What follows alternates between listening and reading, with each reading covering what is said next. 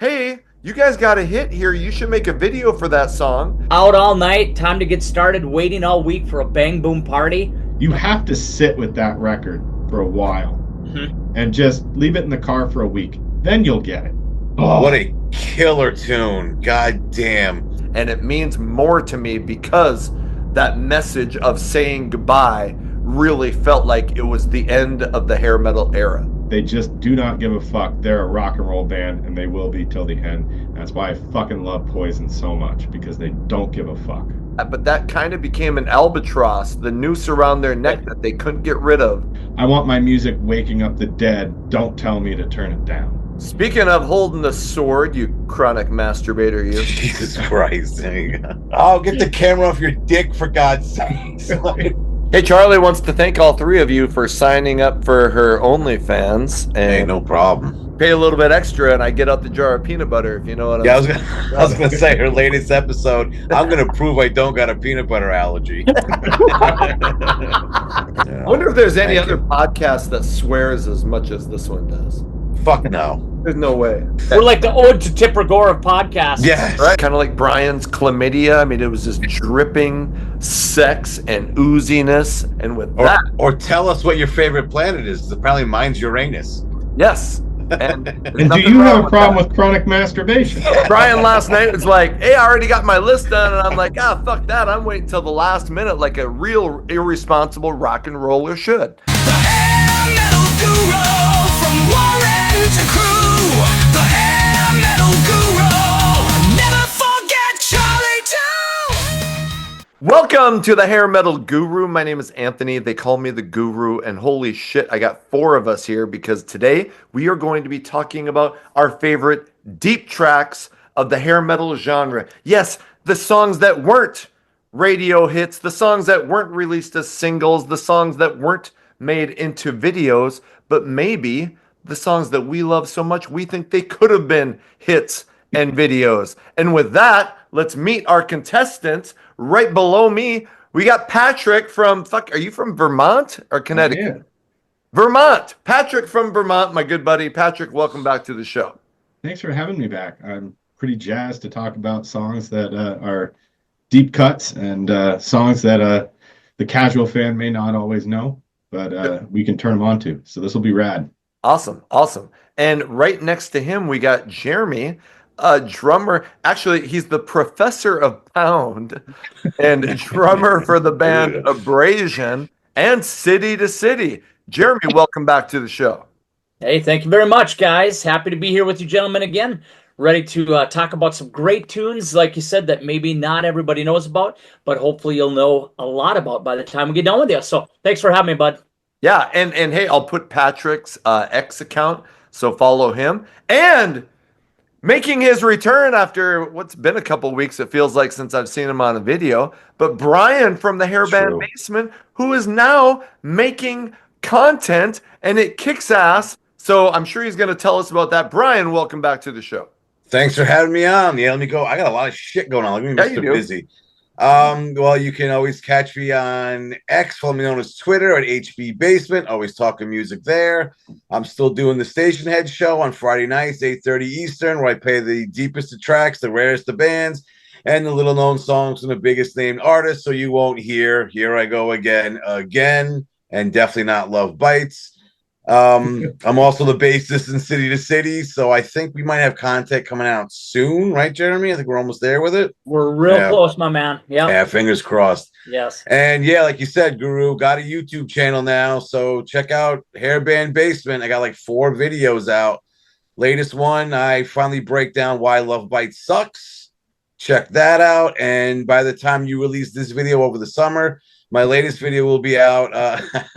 That one, the newest one, will be me talking about some shitty album covers from the genre. So Awesome. check it out. Awesome. Yeah. So hey, I'll put your X account and all that, and Nice. check out his last video. Well, all of them are good, but he breaks down Love Bites, hilarious. So awesome shit. Thank you. And congrats on the new channel. I bet Thank you. I'm sure it's going to do awesome. Hey, follow me on X at Hair Metal Guru. And every Saturday night from 6 to 8 Central Time, I'm hosting Hair Metal Mansion on Rock 101 KLOL. So I would love it if you tuned in to that. And hey, good news about the channel. And who Brian's right. I'm kind of slow on editing, so who knows when this video is going to come out. Don't take Today it is personally. today is March 26th of 2025. This channel just went over 5,000 subscribers today. Nice.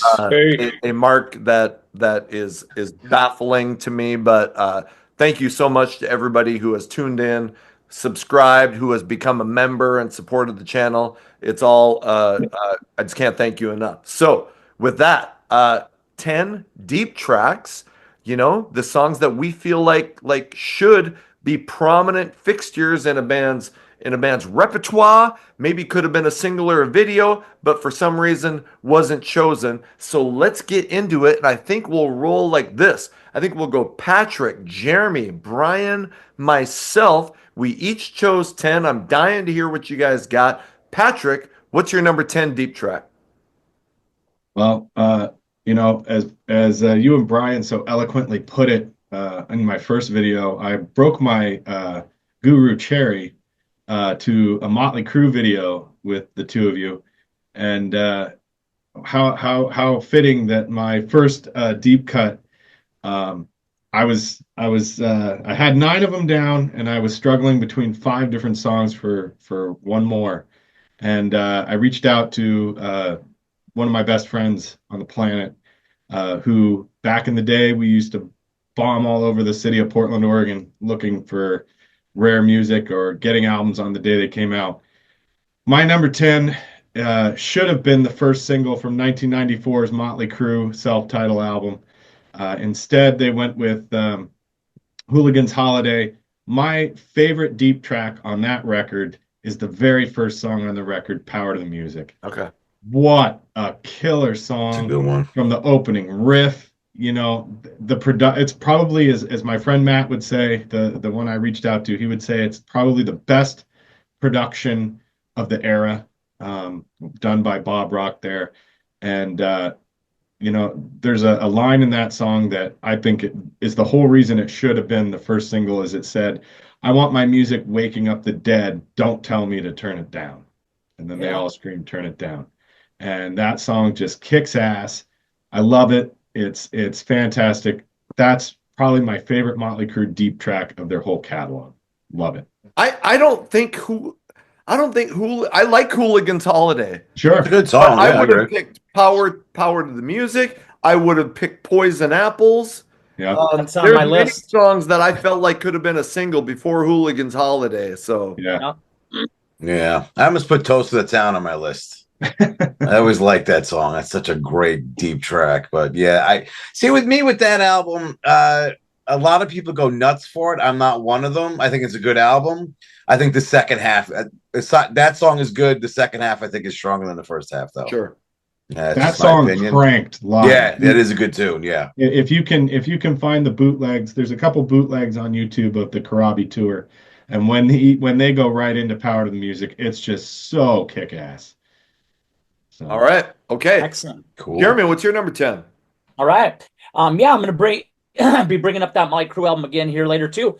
But I'm gonna start off. These are no order. I didn't go. This is my favorite. This is just no order. But this is one of my favorite bands. One of the first bands I ever listened to. It's by a band called Europe, and I feel like Never heard of them. never heard of them. Well, they're actually from Europe, if you can believe that. From Asia. Yeah, There's they got Jersey. home.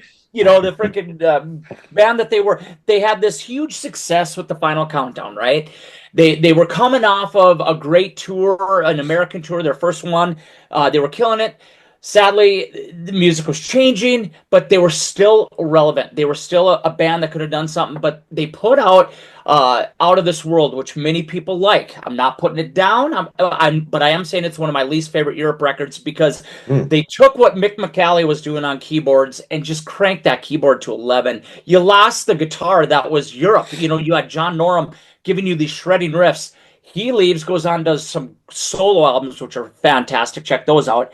But then, You get Q Oh, Mars. get to the song already. Oh my God.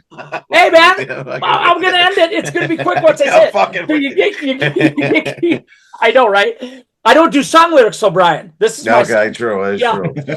So you get Key Marcello, you come out with Superstitious, weak ass tune. Probably my least favorite song on that album. That's your single. They kind of fall off the face of the earth. Well, they put out a follow up to that, and it's called Prisoners in Paradise. And the first song, the opening track on that album, All or Nothing, is just killer. It comes out with this killer guitar riff. You have Joey's great voice, and you have gang vocals singing it. And I felt like it was relevant to that time and to where music was going. I wish to God All or Nothing by Europe would have been released as a single and or video and would have went somewhere. Good What album were all the way the around. What were the singles from that album? I Halfway don't to know. Heaven. Cry for You, which is Okay. great. I'll Cry for You, and then Prisoners in Paradise. And Yeah. Halfway to Heaven. Oh, Halfway to I Heaven forgot was about also, that, yep. Yep, which What are is- all good songs. I don't know if I got the song title right. You Never Talk to Me. That's on that, right? It's called Talk, Talk to Me. And it's Don't- on my that- list. So that I'm gonna should have been change a it right single. now. What was that? I said it's also on That's my a great list. song, so it's too. coming off Yeah, my Prisoners list. in Paradise, Brian, All right, was I'll shut up. fantastic. Fucking everyone up to this. Fantastic. We Yeah. just Good did an pick. episode on the hottest dudes in hair metal. It was hilarious. Who knows when that'll come out? But I was shocked. Joey, we had 4 people on the video. Joey Tempest didn't make any of the 4. So He didn't. and I always thought he was kind of a sex symbol. He was in my honorable mentions. But What the hell? I'm I'm sure his agree. numbers are I in the thought triple the digits. keyboards a lot of times I didn't feel like I was hearing the guitar riff. Dude, you weren't. Yeah, and I'm like, well, where's the fucking guitar? So I think Right. it's because the keyboard from Final Countdown was so big that said, "Fuck it, let's turn this to 11 because that's what made us Yes. money." And now you're just like, I've dude. said before. I Yes, mean, it's obviously, everybody would love to have a hit like that, but that kind of became an albatross, the noose around their neck that they couldn't get rid of.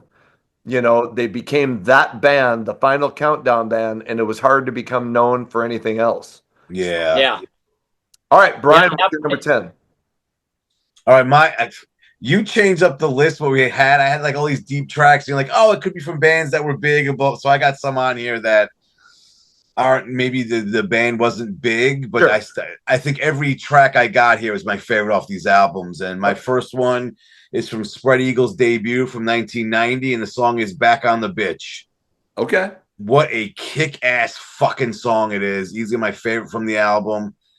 A great riff, just a good sleaze tune. And I like the lyrics when they start off, two-faced witch, kept me up all night, another shot at the crack of daylight, digging her nails underneath my skin. You know I hate her, but I gotta let her in. When I get that itch like a son of a bitch, I'm back on the bitch. What a great tune.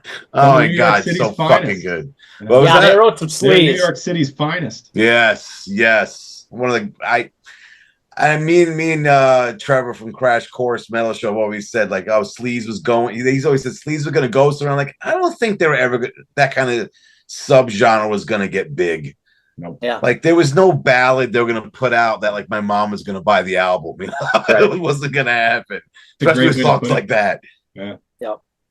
That's true. But I mean, you know, that they could do like slower, mellower stuff. It wasn't going to be the love shit, which by that time I was ready to, I mean, give me some of the fucking darker, more mysterious ballads. You know, I was ready for that. I was tired.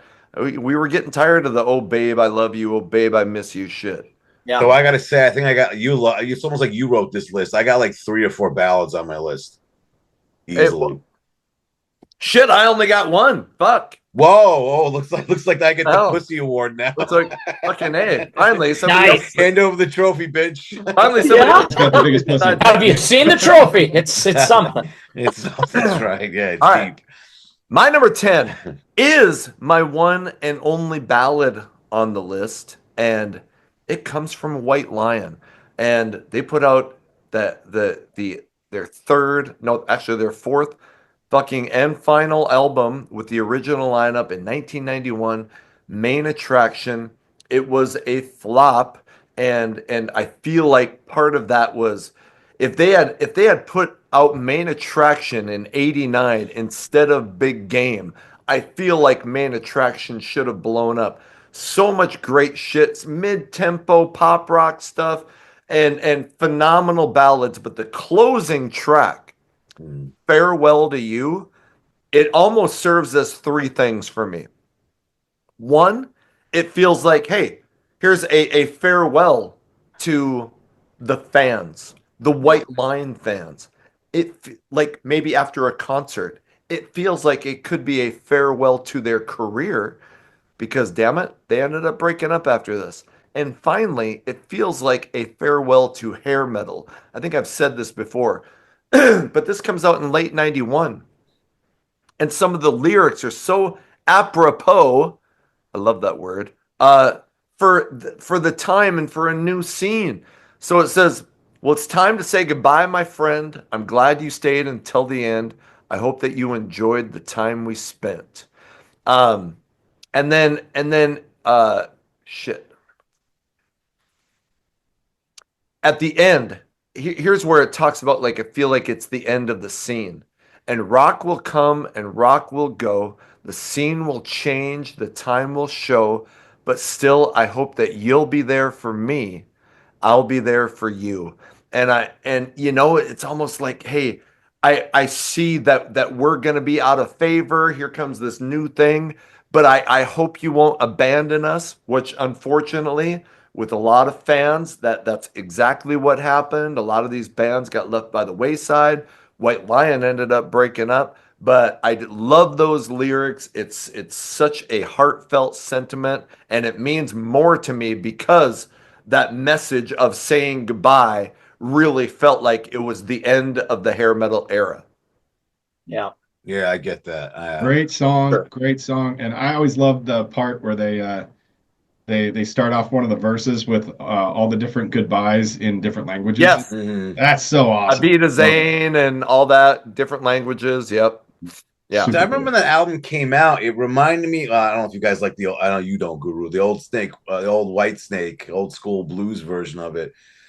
And they had a song on their Love Hunter album that closed out called "We Wish You Well," and it Yes. almost had the same vibe as that song. Mhm. And they would put that in the liner notes on almost every album up until I think maybe Slide It In or self-titled. And it was like, hey, look, it's like we got you guys, we got you. But yeah, with that White Lion one, it's like you look back at it, you're like, shit, this has way more meaning than it did when it first came out. What the fuck? What the hell is that? What the shit? Wow. Okay. How he knows? I don't Oh, know. Christ. It's like he's been preparing this all Yeah, I week or know something, exactly. you know? He's lost sleep over this. He did. He did. It like came to him in the middle of the night. He's like, oh shit. Cut off my Look what I F. can do. Phrasing. Feels like it cut Great. off my F. What the fuck? Oh God, that's But it fantastic. doesn't fit. So it I says know. Patrick is a chronic master Hey, ball. hey, sometimes with Patrick, it's just a little too big. It doesn't fit. Okay. It is the right color, though, brother. Okay. All right. I like he had to position himself so his fat bald head wasn't in the way of it. Hold on. I'm hanging 10. I'm hanging 10. All right. Let's move on to our number nines. And Patrick, what's your number nine? Oh, it's the chronic masturbators. Yeah. That's right. That's right. Get a If grip. you need to take a break for 2 minutes, it's okay. We can wait. It's a chronic problem. All right, go ahead, Chafee. Just like my number nine, again, just like Jeremy said, mine are in no particular order. These are all just incredible songs, and it'd probably be an awesome idea to make a Spotify mix of them because Yes. they're all Yeah. so great. But my number nine is from the band on Guru's shirt. However, I'm in the minority. I happen to be a huge fan of the Paul Lane era. Yeah. I think Paul Lane is an incredible singer. His first solo record should have been a hit. Yes. He sang on every good album you can think of from the era he was in the background vocals of, whether it's Flesh and Blood or the Scorpions or whatnot. But from their 1997 album, from the For the Hard Way, which is a masterpiece in my book, is the second to last song, Heartbreak Suicide, is just incredible. and I love that song. It's an incredibly good deep track. Danger Danger rocks. Bruno Ravel is an incredible songwriter. Steve West. I met Bruno and Steve backstage at the Glam Slam Metal Jam in Long Island at Jones Beach. I was back. I had gotten backstage, and they were back there, and I wound up talking to Steve Brown the whole time because Bruno was trying to bang chicks, and Oh, I was talking to Steve West, and he was I was talking to him about this record, and he went on forever about how proud of this record they were. So And rightfully so. It is top to yeah. bottom fantastic, Patrick. yeah, 3 songs off Cockroach, 3 or 4 songs off Yep. Cockroach, Yep. but yeah, no, it's rad. Yes, it Break is. Suicide's a killer song. Of You course, said it's so For the cool. Hard Way was the album, right? Yeah, Yep. yeah. Yeah. Okay. Um, Speaking, did you say Steve Brown from Trickster? Steve West, Oh. Oh, okay. the drummer. Yeah. Okay. Yeah. He actually talk about, geez, now this really makes me sound gay, which is not that there's anything wrong with that. Steve West was somebody that we talked about on the Hottest Dudes in Hair Metal episode. Oh, really? Yeah. He was a pretty So boy. glad I wasn't part of that. Vicky I don't know that I Fox. would have had a whole lot to say on that episode. Vicky Fox had to make it. Vicky Probably Fox because made I'm such my a chronic list. masturbator. Yeah, absolutely. Vicky Fox made my list, absolutely. Huh. Okay. All right. Let's move on to Jeremy's number 9. All right. Again, music was changing during this time, and it was 94. They changed their look, they changed their sound. The cover was kind of lame, but whatever. It was going with the change of the times. It was by Firehouse. And, they had to change their sound a little bit. Everybody was trying some new things, but they had a killer song on Firehouse 3. That's the one with the silhouettes of their faces as the cover. And it's called What's Wrong with Everybody. Oh, And great it's song. got just this killer guitar riff, and then when it gets into the verses, it's slow. It reminds me of like Brain Stew from Green Day. It's just got that dun dun. It's just down and dirty, and the lyrics actually were ahead of their time. Man, if they put that out now with everything that's going on in America, who knows what could have happened. But that song to me was all killer and should have been put out as a single. Instead, they put out a ballad, and of course it went big, but they never put out a rock tune from that album. And I thought What's Wrong with Everybody would have been a kick-ass tune to release from that Firehouse 3 album.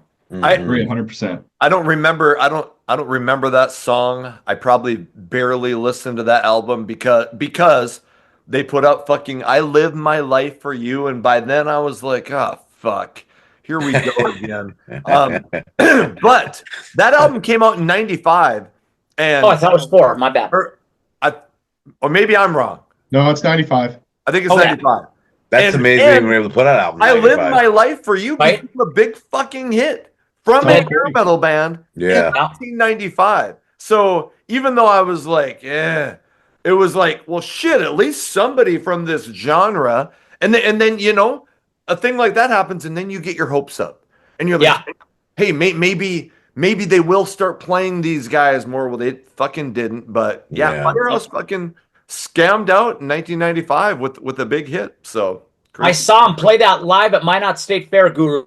That album, Firehouse 3, Yeah. and every song came off killer live from that album. Those guys were a great live band, and that guy could hit all the notes every time Rest- I saw them. Dude Yeah. was phenomenal. Rest in peace, CJ Snare. He had one of those voices that sounded just like the record. Oh, shit. Amen, man. It really did. No and, effects. And I salute. They all. I don't know if they did it at every show, but they all it was their band mantra. Every concert, they would go out and sign shit and Yes. meet people after the show, set up a table, and Yep. every show. Yep. And I never saw a time where they didn't hold to that. And I think a lot of bands could learn something from that. Like, hey, the people, these are the people that you are the reason you can still go out and play shit. So anyway, I just always thought that was a really cool thing that they did. So, all right, Yeah, definitely. Brian, you're number 9. My number 9 is the Chosen Ones from Lord Tracy off their Deaf Gods of Babylon album from '89. I did a Foursquare on Trevor's Crash Course Metal show, and this is one of the albums. And You did a foursome with Trevor? What? no, that was the other day. Oh. But we had this on there, and I never owned this album. So I was like, let me give it a listen. I knew songs here and there. This song is fucking killer. This is one, like I said, one of the many ballads I have on my list.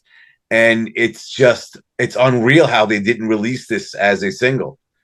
And what's his face? Kinsley Wolf plays incredible bass lines on this fucking thing, where it's like most ballads at the time start off with like an acoustic guitar, and that's the focus of the beginning of the song. But this is the opposite. The guitars are playing just basic chords, and the bass is just going off and filling in the empty spaces, and that's the center instrument on this whole, or at least the beginning of the song. Such good stuff, and it's just really tasty song.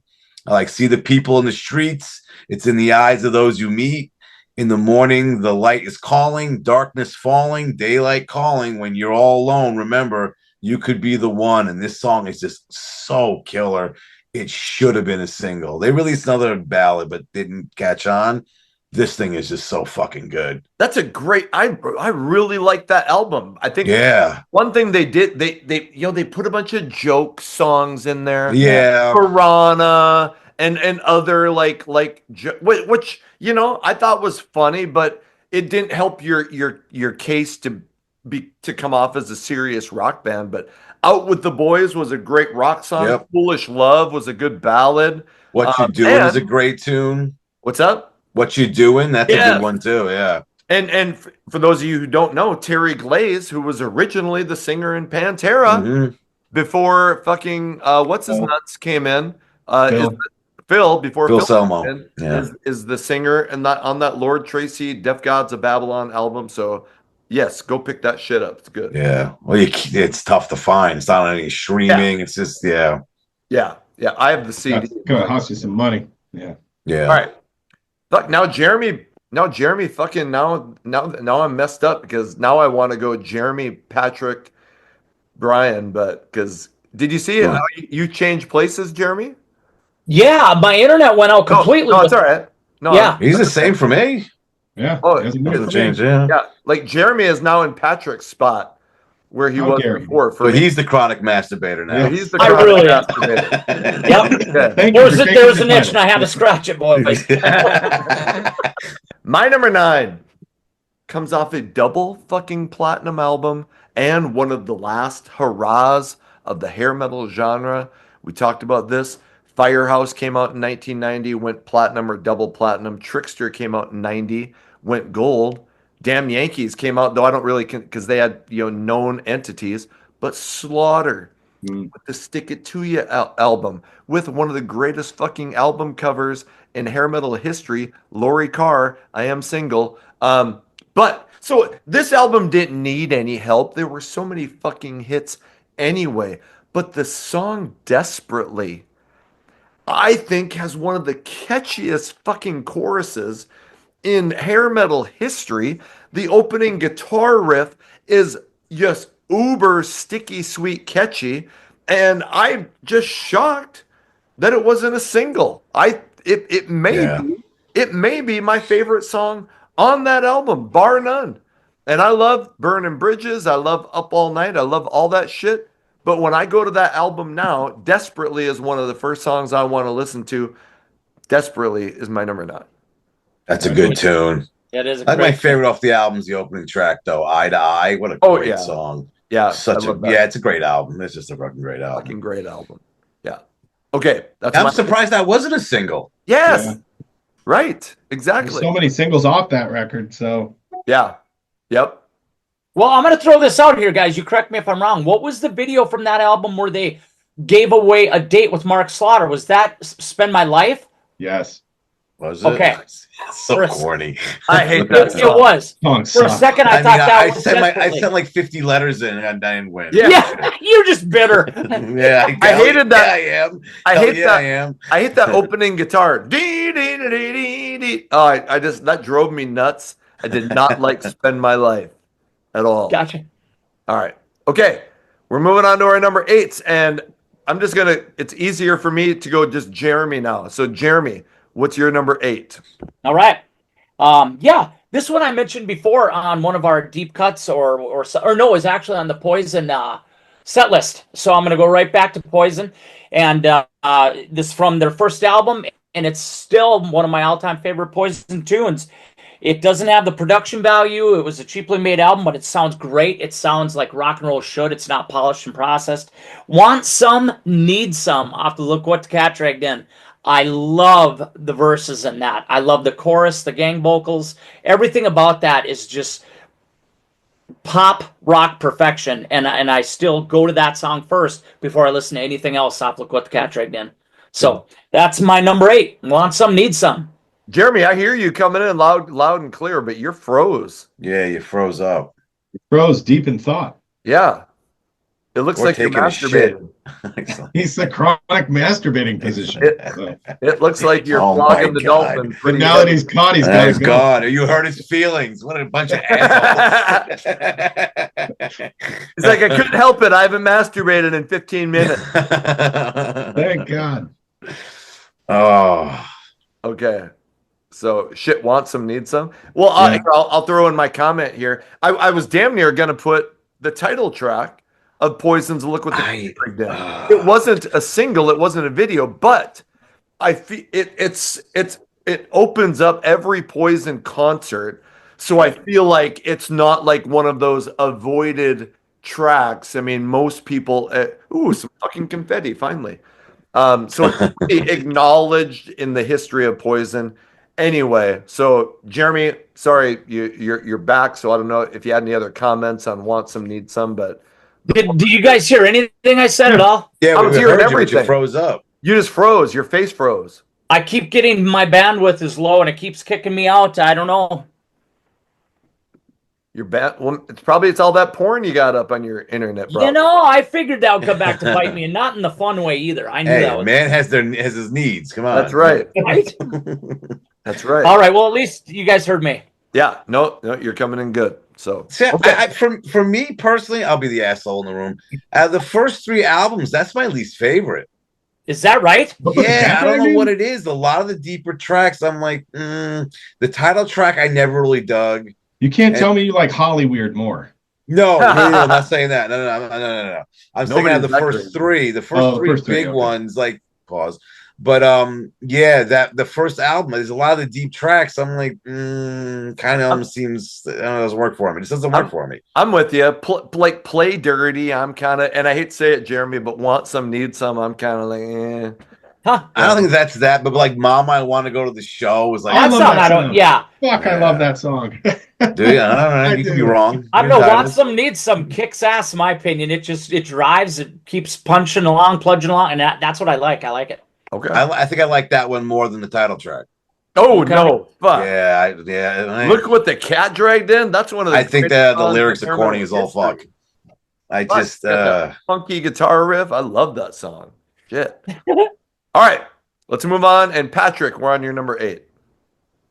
For me, my number 8 is going to be a pretty decisive pick. Because I think it's their best record, and oh my God, I'm preparing for Brian to put a sword through me for saying that.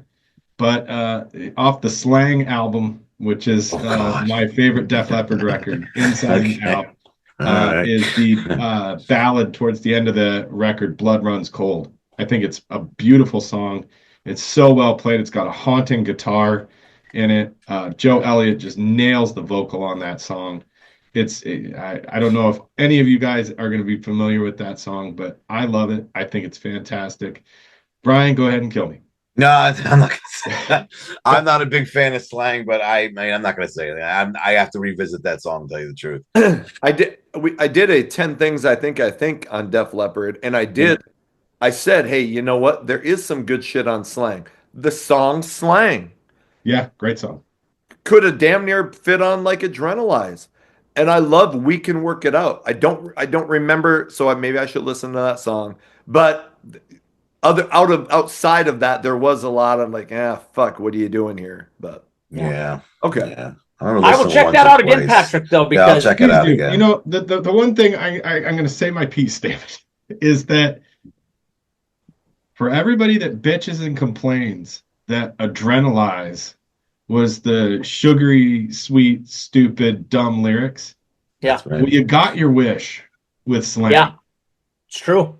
And they put out a great album. They did everything to be serious in it. They did not go grunge. If you sit there and tell me they went grunge, you didn't listen to the record. No, it Not wasn't grunge. It grunge. wasn't grunge. I wouldn't At say it was all. grunge. No, they just went serious on it, and it's got some fantastic stuff on it.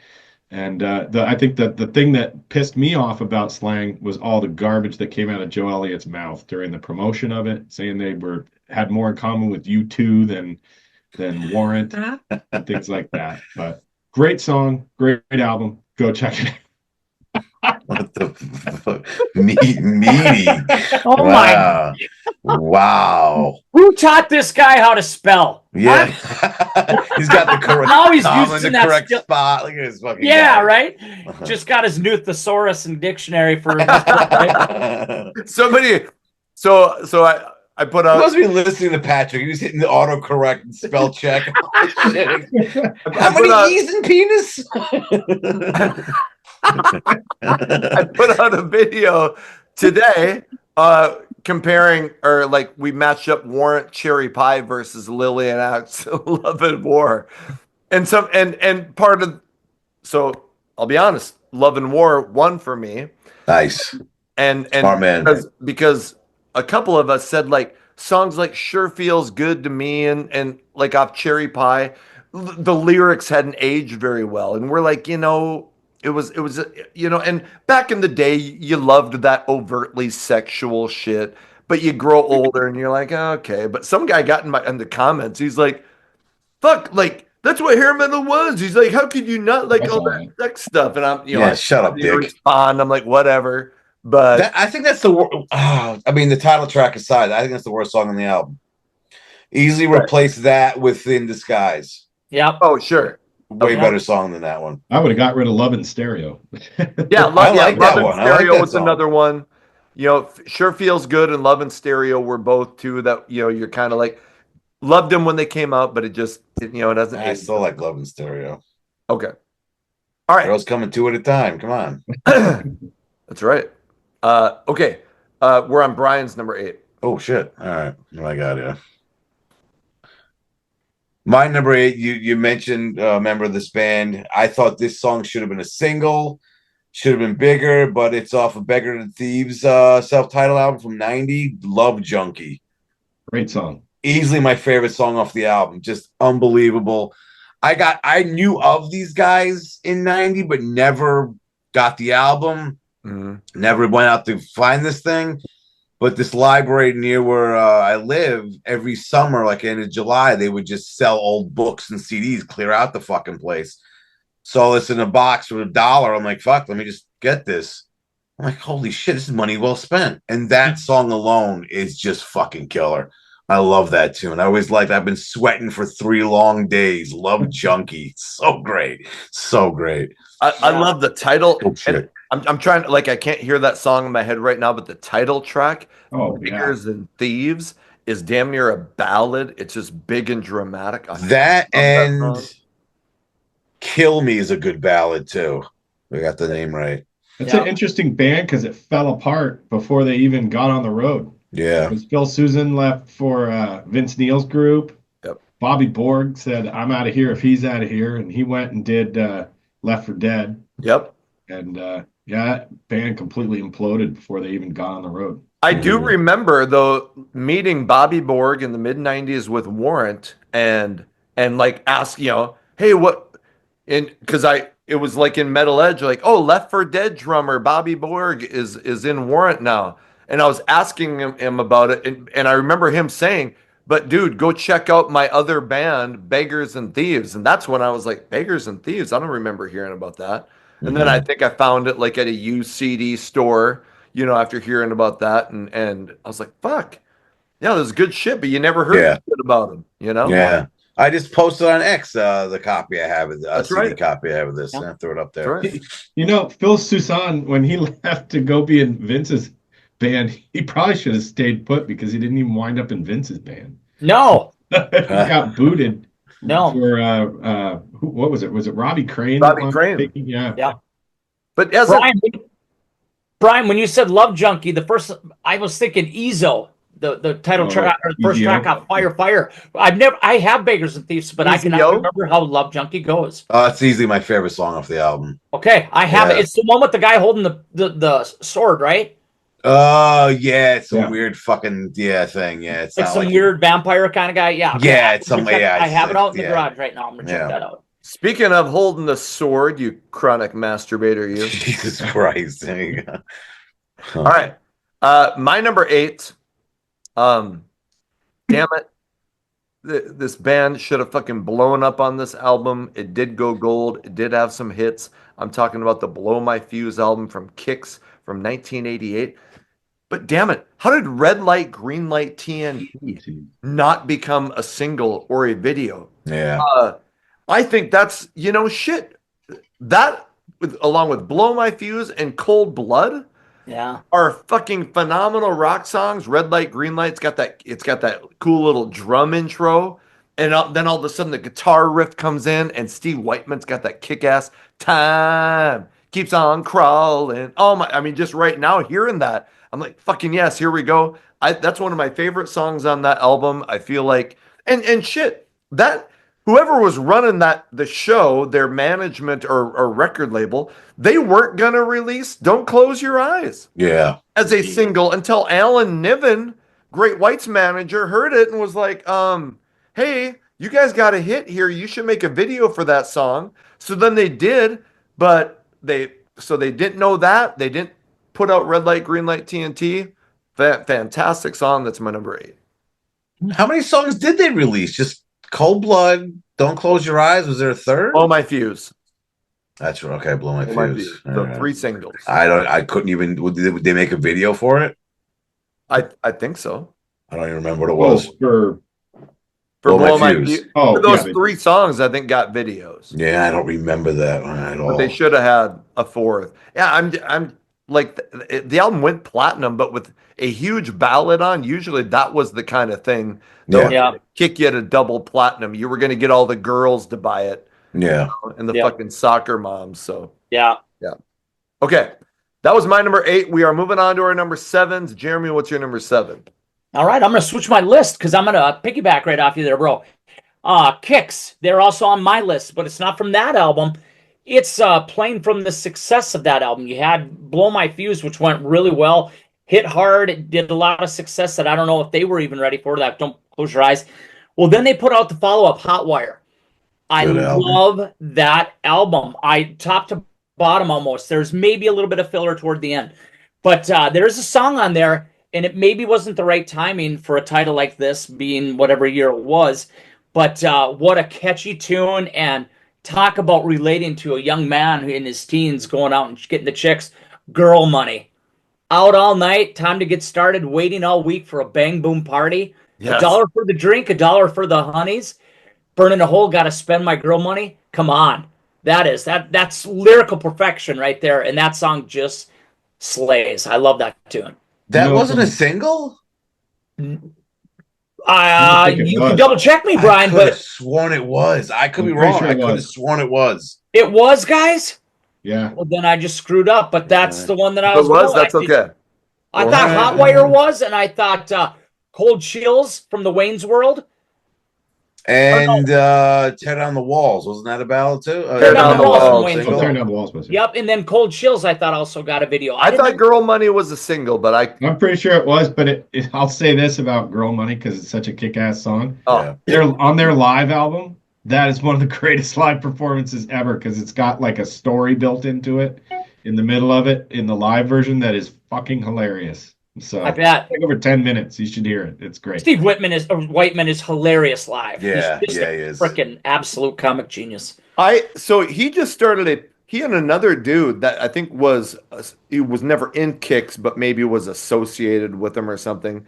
But they started a podcast, a YouTube channel, and it's like Steve and Rick's podcast. They I talk get it. music. It's a cooking show. And right? and that guy kind of asked the questions, the other guy is Rick or whatever, and then it'll be like, oh, Steve, tell us what you thought about this band, and so it's kind of interesting.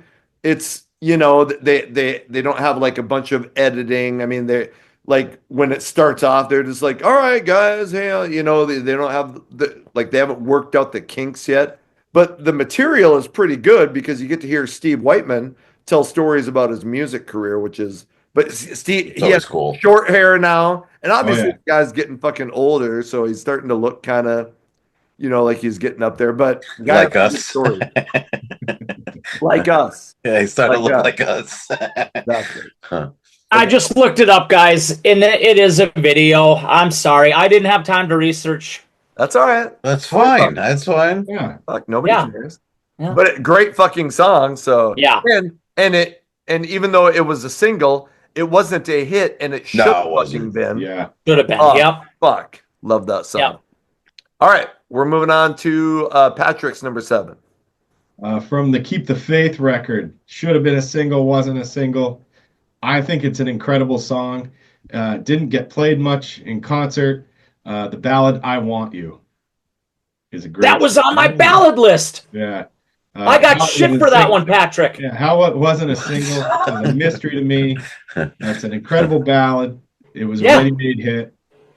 For some reason, you know, I don't hate Dry County because they put that out, and that's a good song. But damn, "I Want You" is a great song, and I'm shocked that when it was in the last episode and Jeremy brought it up, Guru had no idea what the song was. Had never heard of it, dude. Yeah, thank I you, know. Patrick. I It's felt like an what idiot. the I'm like, fuck? you That's a never heard of it. great song. Keep the Faith is where Bon Jovi started to lose me. I mean, I was gonna put a song from Keep the Faith on this list, but then I decided that I'm not transgender. Wow. Okay. He's not Okay, transgender all right. and he's not a chronic masturbator. That's right. right. No, I was Patrick, back in the day. Trust me. As soon as I I figured love out how your- that thing I worked, love I your was like, pick, man. holy He's shit. still trying to find himself. Still trying to shit. Needs a microscope. Do you know the song now, Guru? I know I went and listened to it, but I still, it wasn't like, whoa, shit, I was missing out. I'm with you on that. They Yeah. started getting like, oh, their ballads I mean, they always had love songs, but they really fucking, there was a song called Diamond Ring Oh, on, that song is terrible on these days. on Yeah. fucking Yeah. These Days. Geez, Bon Jovi. Don't get me started on These Days because that's my favorite Bon Jovi. Oh, shit, man. From New Jersey. I worship New Jersey. But Keep Who the doesn't? Faith, I was Yeah. really like, oh, okay. So, anyway. All right. Okay. Brian, what's your number 7? Good question. What do I got? Here it is. Off of the debut by, at the time they're called the London Choir Boys, now just the Choir Boys. A bit of What You Fancy from 1990. Again, my favorite song off this album, Man on the Loose. What a great fucking kick-ass song this is. Holy shit. I mean, first of all, the band should have been big. Yeah. I don't know how they absolutely. weren't. They had such a great sound. I think Spike has a killer voice. Yep. And I'll always like the start of the song. There's a man on the loose. Don't look too good. I say they got him surrounded. 80 hired guns in the street outside. They're going to cut you down. They're going to cut you down. Such a great song. He don't care. It's all right. So great. Yeah, easily my favorite from that album. Shit, Patrick, weren't we just talking about Spike singing with CC DeVille on "Hey Good Looking" on the Well, song? what I put on X the other day that he was one of the finalists for Slash's Snake Pit's first record. Wow, that would have been pretty fucking cool. Him and Ron Young from Little Caesar. Yeah. Another good vocalist. Oh, Let's and give him Doug credit. Pinnick from King's X was there too. Mm. Man, Although I couldn't see Doug Pinnick singing in Slash's Snake Pit, but boy, I could have heard Spike. That would have been kick Yeah. ass. Yeah.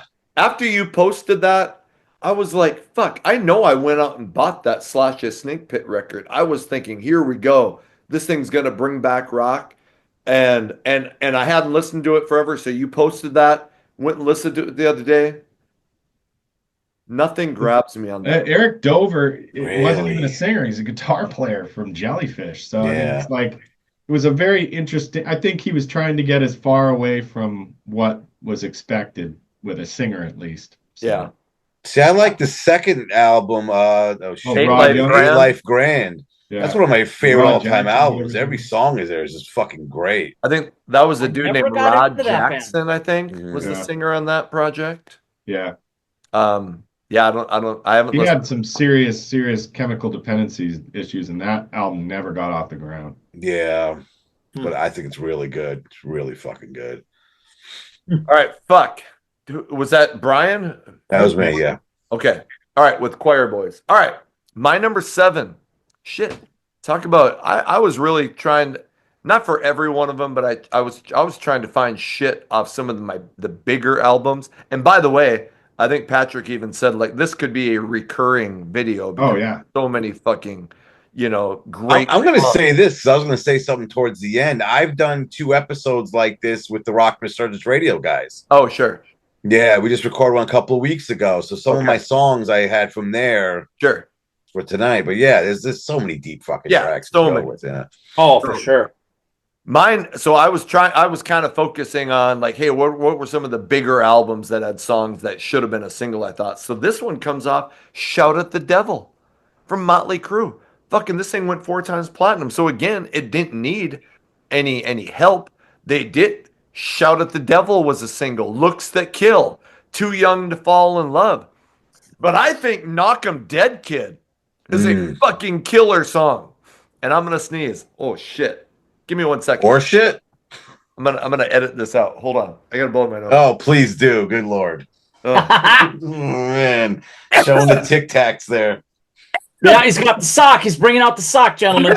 He's always got it right next to him. Oh, you're looking right at my package.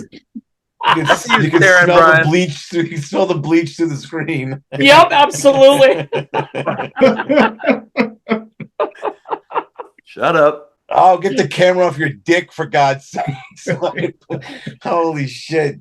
You Figured can't I'd give show you us a your thrill. stealing. You gotta do the crotch shot. I figured I'd give you a thrill for a minute.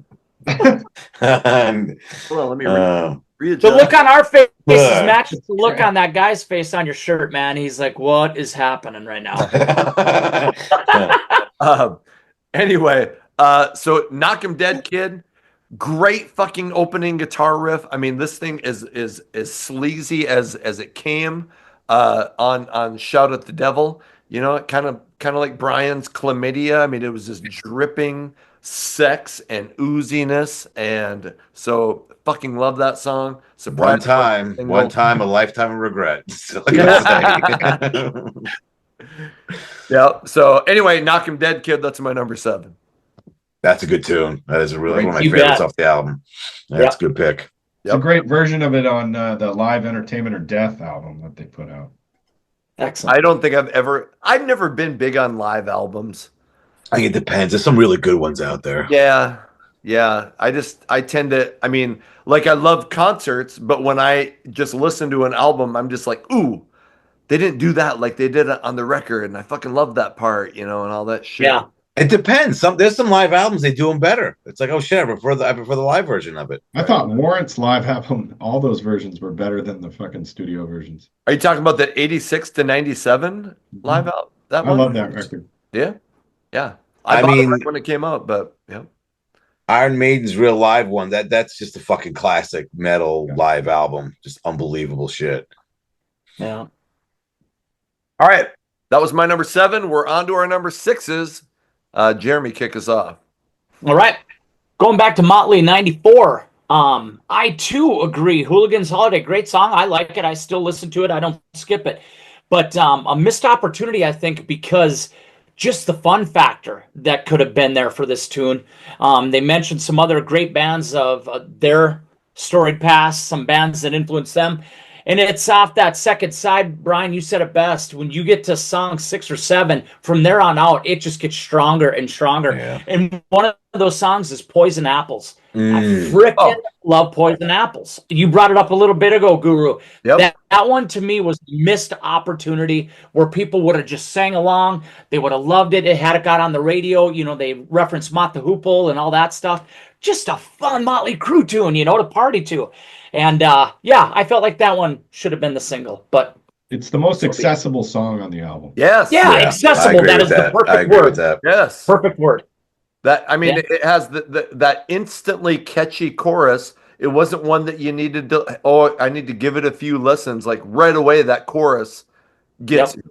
So, Yep. completely agree. Okay, all right, Patrick, what's your number 6? In 1996, Firehouse put out an acoustic record called Good Acoustics with 3 new songs on it, and then acoustic versions of all of their hits. Out of those 3 acoustic new songs, there was only one that I liked, and it's a crazy good song. It's called No One at All, and it's just incredible song. Great chorus, great lyrics. It's just a great song. What was it I have called? to Did that re- make the radio, Patrick? What was that? Did that one make the radio? You No, might. no. look at him trying for his girl money fuck up. But go ahead. Yeah, I really am. I gotta rectify Trying it to throw someone somehow. else under It's the Okay. off. bus. It's off. Got it. It's actually And all off the aboard 3 the girl record, money but bus. it's Does it go? You might wind up with no one at all. yeah, it's off the 3 record. Yeah. Oh, there you go, dude. They did it acoustically. I'm Yeah, sorry. they just did it acoustic and better. They did it Yeah, better okay. on I the thought you said it was a acoustic new record. track. Okay, my bad. Yeah, I have No, to the revisit three that. 3 new songs were "You Are My Religion," "Love Something," some crap, and then the third one was "In Your Perfect World," which was also Gotcha. okay. So Yeah. I always said like I didn't need those bands in the mid '90s to dramatically change their sound. It right, was the lyrical content that I was ready for them to change. Yeah. No, just every song being like the relationship and oh baby, it's you and me and all that. Fucking keep those catchy guitar riffs. Keep the ballads and shit, but get rid of the, oh baby, it's me and you forever shit. That was where I was ready for him to change in yeah. 92, 93, 94. So, Firehouse, you know, there's something to be said for the consistency. They never tried to be something they weren't. Um, the I don't know that a lot of people went out and bought the Prime Time record when that came out. That was like, God, probably 99, 2000, 2001, something like that. And I couldn't tell you a single song on Prime Time other than maybe the song Prime Time. But like Category 5 was a good record. But my point, Oxygen was the reach. yeah, I just think they were consistent. They never changed their sound. So, Yeah. and That's true. I'll say this too: the kid they've got singing right now is fantastic, and I really hope he does a record with them. Wow. yep. Hey, Charlie wants to thank all 3 of you for signing up for her OnlyFans Hey, and no problem. staring No at her 8 problem. boobs longingly Still throughout the waiting for day. that bonus content. Well, Jeremy's right. always looking for That's new right. material to watch. So That's right. Hey, pay a little bit extra, and I get out the jar of peanut butter. If you know what I'm Yeah, I saying. was gonna say her latest episode. I'm gonna prove I don't got a peanut butter allergy. oh Okay. shit, All right. Shit. Who just went? I did. You That's did that. Patrick. Okay. All right. Brian, what's your Oh, number? that's me. That's right. The order's all weird now. Yeah. Where the hell am I at? What are we at? 6? 6. 5, 6. No, 6. Another one, another ballad. So here you go, Guru, all for you. There you go. Roses on My Grave from Alley Cat Scratch from Dead Boys in Trash City from 93. Yes. I almost put Stiletto Strut on there. Fucking killer song. Yeah. I haven't played that on my show, and someone that never heard it before put it in there's a comment section to it. It was like, this song is fire. Holy shit. So I almost put that on there, but I'm like, nah, this ballad should have been a hit. It is too goddamn good. And I was like, Jesus gonna take me down to the other side of town, and you won't see me slipping away. And for all these years, I drank away my tears. There's no one left to shed a tear because you won't see roses on my grave. And it is such a goddamn good ballad. They too. were one of LA's best kept secrets, and it's so Yeah. late in the game, but God, they Yep. were good. Yeah, they were. Fantastic album too. Oh God, yeah. Yeah. Yeah. I mean, those guys were glam when everybody was ditching glam, and they're like, "Fuck it, we're gonna be hair metal. We're gonna be glam," and unfortunately, nobody really went for it. But yeah, that's a great fucking song. That was a cool band. Yeah. They had the glam, but they also had a touch of sleaze about them too. Oh, Mhm. Oh, just the Yeah. perfect amount. Yeah. Yeah. Yep. totally. Which if that album came out like in '89, I think it would have blown up. Oh shit. Yeah. Especially with a ballad like that. Hell yeah. Yeah. I just had to change one of mine because I just pulled a Jeremy and I was like looking and I'm like, all right, well, I'm getting ready to talk in my number 6 about lack of communication from Out of the Cellar with Rat. And I'm like, fuck, that was a single. Shit. Yes. So I didn't do the same thing. So I did have a backup plan. This is what happens, you last minute motherfuckers. Wait till the last minute. I know. Brian last night was like, hey, I already got my list done. And I'm like, fuck that. I'm waiting till the last minute like a real irresponsible rock and roller should. Then And again, I did that, spoiler alert, and I kind of cheated. I took some from a list I had with the Rock Research Radio Sure. guys. I'm like, oh, I'll take this. Don't worry about that. Nice. Got So- notes already written for it. So I'm gonna do one of the ones that is from a lesser known album, and I talked about this song on when I interviewed Kevin Steele. Look, how I'm trying to promote my earlier shit. When I interviewed Kevin Steele from Rocks Gang, they had 2 singles on their "Things You've Never Done Before" album from 1988, which ended up selling like 250,000 copies. And the 2 singles is "Scratch My Back," "No Easy Way Out," great songs. But there is a song on that album called Ball and Chain that has like these, it's kind of like old west fucking like shoot 'em up lyrics. It's kind of a dark, almost ballad like song. I'm like, fuck, you could have made the most epic music video. But check out some of these lyrics. Judge said guilty, away I went. 99 years in the San Quentin pen. Put me to work on this road, gang. Give me a hammer and a ball and chain. And then it kind of talks about how he killed this guy in a drunken fight one night.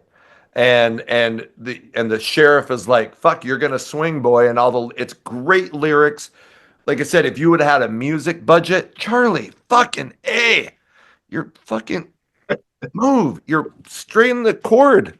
Wait, so if you had Sorry. a budget, you would have fucked Charlie's A? What? wait, please With go the on. Lovers Is that quarrel. OnlyFans thing? Yeah. Well, shit. She wants to. I got my charger here. Anyway, if That's you what you had call if it, you had okay. a decent music budget, and you know, like I think like Warrant's Uncle Tom's Cabin is one of the greatest videos in hair metal history. This story totally in disagree this with song. Would you say? I totally disagree. We had this conversation why I don't like That's the video, the but fuck no, up. we're done with Tom's Cabin. But go ahead. Yeah. Anyway, that's a great video. This would have made a kick-ass old school Western video. So, Ball and Chain. That's my number fucking 6. That's a good one. Yeah. So, all right. Moving on to our number 5. And Jeremy, what's your number 5? All right. This is another Christian rock band that I really love. Never had the privilege of seeing them live. They're on my bucket list, and I believe I will see them before they're done because they're still killing it out there. It's by Stryper, coming off of the success of the To Hell with the Devil album. They were huge. They were the biggest Christian rock band out there. They were touring with White Lion. They had a lot of great bands supporting them. They were going all over on the In God We Trust tour. I almost had a chance to go to that with our church group. I missed out. But anyway, off of that album, they released Always There For You. It's a good song. It's a good mid-tempo song. It got the radio. It did their thing. But I thought a good follow-up to that would have been another somewhat mid-tempo, almost ballad-esque song. It's towards the end of the album. I believe it's track number 9, and it's called Lonely. I don't know if any of you guys are Stryper That's fans. a great tune. That is a great Thank you, tune. Brian. I I'm with you on really, that. really love that tune. And I Yeah. thought that would have been a great follow-up to Always There For You, but they just never released another single. Nationwide. I mean, that made it. Anyway. That's amazing. They only released one single from that album. It's tragic. There's so many good songs. Like, what's the other one? The World of You and I could have been a single too. That's a really good one too. It could have. You bet it could have. Yep. Yeah. No, Jeremy, I just listened to that whole album. What's that? Jeremy, when you said you could have seen him, was that in Fargo? That was in Bismarck. Okay. White Lion was supporting. What year would that have been? 88. Because I remember around, I mean, maybe Yeah, this is, but they played Fargo. Maybe maybe they played Fargo and then Bismarck. I don't know. But I remember a buddy of mine, and we were in the same church group. He was going to go, his girlfriend was going to make him go. And I was like, well, I don't care about Stryper. You know, I'm probably like, they're not too fucking hard. They're not hard enough for me, blah, blah, blah. You bad boy. So I wish I would have fucking gone because that would have been epic to see them back then. But That's the thing. there's a They get. fascinating. Oh, Oh, sorry. go ahead, Go Ben. ahead, Patrick. Sorry. I was gonna say if you're looking for something fascinating to watch, and it's to me it was fascinating. I think the Against the Law album, I know it gets maligned by a lot of people because it was just so different and whatnot. They made what's fascinating is they had an appearance on Rick Dees' TV show at the time. It was like Up All Night with Rick Dees, and they performed Lady and something else. But I've always thought it was so strange how Robert Sweet performed with his drum set sideways because he Yep. he goes in depth in that interview about I want people to see what I'm doing and all this stuff. But it's And just it's so worth it. odd when you see Yeah. him on the Rick Dees thing because the stage is so small and he's sitting there, going sideways and clearly trying to ham it up for the camera. It's such a bizarre performance. And he is so good live. I love that he did that. Shinedown actually took a page right out of Stryper's book. Their drummer plays on the side like Yeah. that on their stage too. But Interesting. yeah, Huh. Robert Sweet was a beast, man. He broke through bass drum heads, Brian, live. He'd go through two or three of them. Bass drum heads. Wow. That's What? playing hard, man. Yeah. Yeah. It Yeah. is. Yeah. It That's is. playing hard. Yep. What is like the bass drum made out of that fucking paper, like the walls you see in Japanese houses, just put through the I don't fucking know. things. Holy shit! Oh, that dude Wow. was just an animal back there. Freaking love it. Holy crap! I'm glad you Yeah. knew that song, Brian. Yeah, but they're always like, or a band that because what they sang about, oh, they're not cool. yeah, But Right. if you listen to a lot of their shit, it's fucking Totally. heavy as hell. Totally. Holy Very. crap! Like totally. one of my favorite songs off of To Hell with the Devil, More Than a Man. Oh, That yes. fucking riff is killer. Holy shit. He And they're still should. putting out incredible albums. They're Yep. still Yep. doing it, and they're getting heavier as time goes on. Yes, they So are. Bud. yeah, they get too much shit just because of the content. But yeah, they're a good band. That's one band that in the last and I've never been huge on Stryper, and I'll be honest, it's the vocals that kind of I don't He's know got why. an acquired taste, I They're think. too for a vocal. clean and pretty for me. Anyway, I have heard more people talk up their most recent output over the last 10, 15 years than almost any band that came out of that genre. People It's are like, unreal. They're killing it. Stryper is Yeah. still putting out great shit. I know I should listen to it. So Those records that they're putting out also are charting pretty high. Yeah. Yeah. I know. I'm really happy with the success they've had as of late.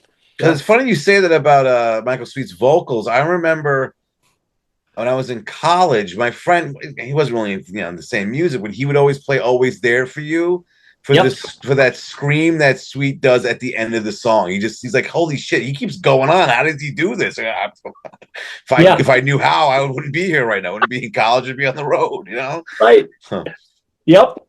all right, we're moving on to Patrick's number 5. In end of 1996, I think it was like September, October, Warrant puts out Belly to Belly. And it's probably most people just can't get into that record. It's among my favorite Warrant records. But I'm the first to admit that just like probably Anthony and all of you, on that very first listen through, you went, oh my God. What did they took Ultraphobic, which was awesome, but they took it a step even further. It And did. it's really, Far. really muddy and interesting. But over time, that's become probably my second favorite Warrant record, Nice. and purely based off of the only song the very first time I listened through that was like, holy shit, this is amazing. Had the most bizarre music to it ever, but has such a amazing chorus. Letter to a Friend. Incredible song, incredible vocal. It they barely performed the song live. When Janie went to they did an acoustic gig in Brazil, and that was just Rick and I think Danny Wagner went with them and Janie. Yep. There's a live soundboard recording of him playing that song, Yep. and it is mind-blowingly good.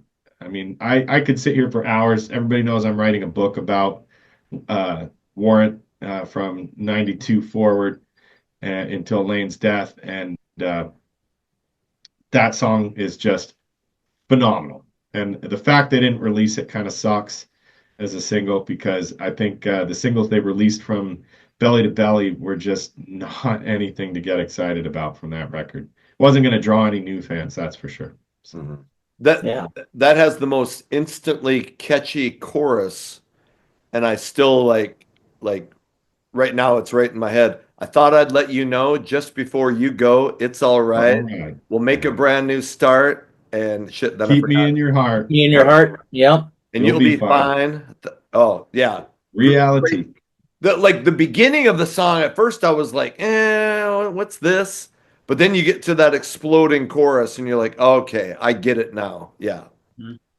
That's Patrick, I too love that album. That is probably my third favorite Warrant album. Angry Young Man. Oh, geez, Louise. Vertigo, all of it. Yeah. It just takes a lot. You have, as Anthony did an incredible video on the 30th anniversary of Ultraphobic. And I got to say that I put a big comment in there where I said, it's not like you could just tell someone to put Ultraphobic or Belly to Belly in just one time and just check it out now.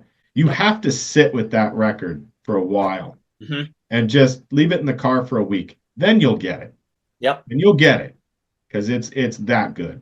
Well put. I want to start doing more stuff like that, like just and not having to wait for an anniversary. But Right. hey, today let's bring out Belly to Belly and whatever albums that were important in your past, and just get do something like that. Something. Let's say that again. I'm going to steal that from my show. I'm going to write that down. There you go. Watch I this figured- Sunday. There will be a I new figured- video release. How hilarious would it be if I just did the same exact video as yours, was just me saying the same line. Check out my new video on Sunday where I talk about an old album that was important to me, and it doesn't matter if it's the anniversary or not. This Oh, week that'd on be the Hairman hilarious. Basement.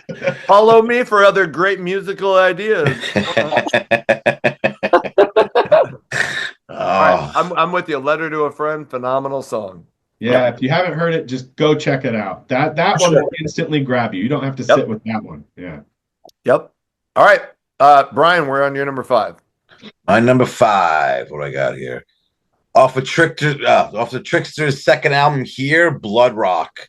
Oh, What a killer tune! God damn, it just kicks ass. I don't know. I would have been cool to hear as a single, but I don't know if that's quite single material. But god damn, it's so good. What am I? Nowhere to Hide, This Maniac Asylum, where some thrill, a fever, and dance with desire. Forget your frustrations. There's no escape from this mind infestation. It's just a killer tune. Yeah. I mean, the Tricks is such an underrated band, and their talent is so underrated. And this album got really nothing. This should have It been should bigger. have. It was so good, dude. So heavy. Yeah. It really showcased how good they were. It did. Not such just a this. maturity leap in the way they could play. I was about to say that. I was just about to say that because they were panned like as these, they're teenagers from Jersey on the first album. They're coming out and play, but now this album, they just came out, like you said, musically they matured, and that song just kicks ass. Yep. Hey, I'm going to make a comment on Trickster. I got to get some more tissue paper. Fuck. Hey, I got you, Brian. You want to leave stains all over the floor. Shut up. Shut up. Brian, I have a song from that same album on my list coming up here, and it's not that one. Because that album to me was absolutely a complete departure from the first one. So much so, it was like two different bands, dude. Yeah, I didn't get it when it came out. Oh, I God. people was didn't like, know the it first had time was come out. cool, and I never got it. And then over the years, I'm like, holy shit, this is unreal how good this album is. You guys know what song doesn't belong on that album? Is the single.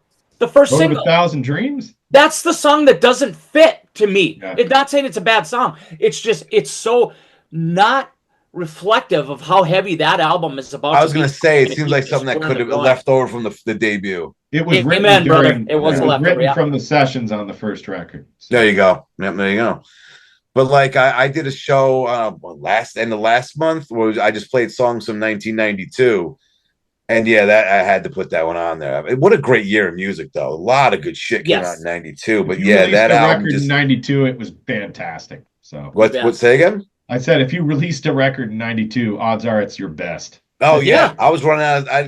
a 2 hour show. I'm like, I can't fit everything in. I'll be on there for like 7 hours. I can't do this. But yeah, there's a lot of good stuff that came out that year, and this album was so underrated. Yeah. So It's such a underrated. tragedy. They were on PJ and Steve were on Trunk about a year ago talking about it's such a fantastic episode. It's called like the grunge wall. And it's like they had people calling in just with what was an album that came out when grunge hit that just got ignored, and they tell the story of Here and how like they were all excited for it to get that call that Road of a Thousand Dreams was going to be added into rotation, and the call never came. And then Yeah. they started their tour, and it was like we started showing up in towns, and there was like the stores didn't have Here in them, and Oh, dang it. just so embarrassing for their label. Yeah. Yeah. Yeah. I don't think I ever like I heard Road of a Thousand Dreams. I'll be honest, I was like, eh. Worst song on the album. I just said that. Okay. Yep. Yeah. So I never dug really deep into that. But like they're up Trickster is out playing now. It's Steve, PJ, and I don't know who the drummer is, but Some Steve is nobody. doing all the Yeah. singing. And they just posted like a 30-second clip, and I think it's from One in a Million. I don't know, but it just they sounded. There was no singing in the clip, but musically they sounded phenomenal. I mean, Steve Brown's an amazing guitar player. Yes. Absolutely. Underrated. Yep. And FYI, I messaged him on Instagram because I messaged him on X, no response. I've All he sends is responded thumbs ups. Yeah. to tweets of his and no response, but he follows me on X. But he responded on fucking on Instagram and he's like, "Hey, hit me up after we Stop get done with bothering our, me. hit me up after we get done with our tour and we'll set something up." So I was like, Cool. "Fuck, that would be Yep. epic because I want to hear that whole story." Oh, that's Great pick, fantastic. Brian. Great pick, my man. God, I Thank love you. that Thank you. son of a Yeah, gun. was that Brian's was fucking Yeah. okay. Yeah. Blood All right. Rock. Yep. My number 5, and again, I was kind of sticking with the big albums, and in the 80s, fucking nobody was bigger than Bon Jovi. On Slippery When Wet, they go diamond over 10 times platinum. Then in 88, they put out New Jersey, and obviously chock full of hits. That thing's 7 times platinum. But my favorite song on that album, and I think this is my second favorite Bon Jovi song of all time, after Wanted Dead or Alive, which I still think is one of the greatest songs in hair metal history, but the song Blood on Blood. And this is the kind of lyrical content that I was 16 when this came out. I was ready for this kind of thing. And it's like a song reminiscing about growing up with his buddies. And when you grow up and you have best friends and you feel like you're like, hey, we're always going to be best friends. We're always going to be there. Everybody plans that. And then you go off to college and a lot of shit. Some of my best friends in high school, we never saw each other again Yeah. after Yeah. after graduation day. We all just separated and then you found new friends, but this song is about that. And so I'll give you some lyrics. I mean, it starts off like this. Well, I can still remember when I was just a kid, when friends were friends forever and what you said was what you did. Well, it was me and Danny and Bobby. We cut each other's hands and held tight to a promise only brothers understand. And then it gets to later and like shit. So, well, Bobby was our hero because he had this fake ID. When I got busted stealing cigarettes, Bobby took the rap for me. And Danny knew this white trash girl. We each threw in a 10. She took us to this cheap motel and turned us into men. And so it's all this stuff about growing up, but then it goes to later on, and he's saying, hey, one guy went on to be a doctor, one guy went on to this, and John says, and me, I'm just a singer in a long hair rock and roll band. But it ends with him saying, if I got that call in the dead of the night, I'd be right by your side. And I just get goosebumps, and it immediately brings me back to my best friends who, I'll be honest, my best friends in high school, yeah, I still know where they're at. We're Facebook friends. Every now and then we send a message here and there. But, these were like some of the most important people in my life. And it's true. even though I don't barely talk to them, if I got that call and they were like, "Fuck, man, I'm in a bind. I need you," like I would be right there. That's how important that friendship is, and blood on blood just is epic at explaining that dedication that you have to these people you grew up with. Like I said, my second favorite Bon Jovi song of all time. That's my number 5. Mhm. That is an absolute fantastic pick. Oh shit! Yeah. I, But part of me so doubts catchy.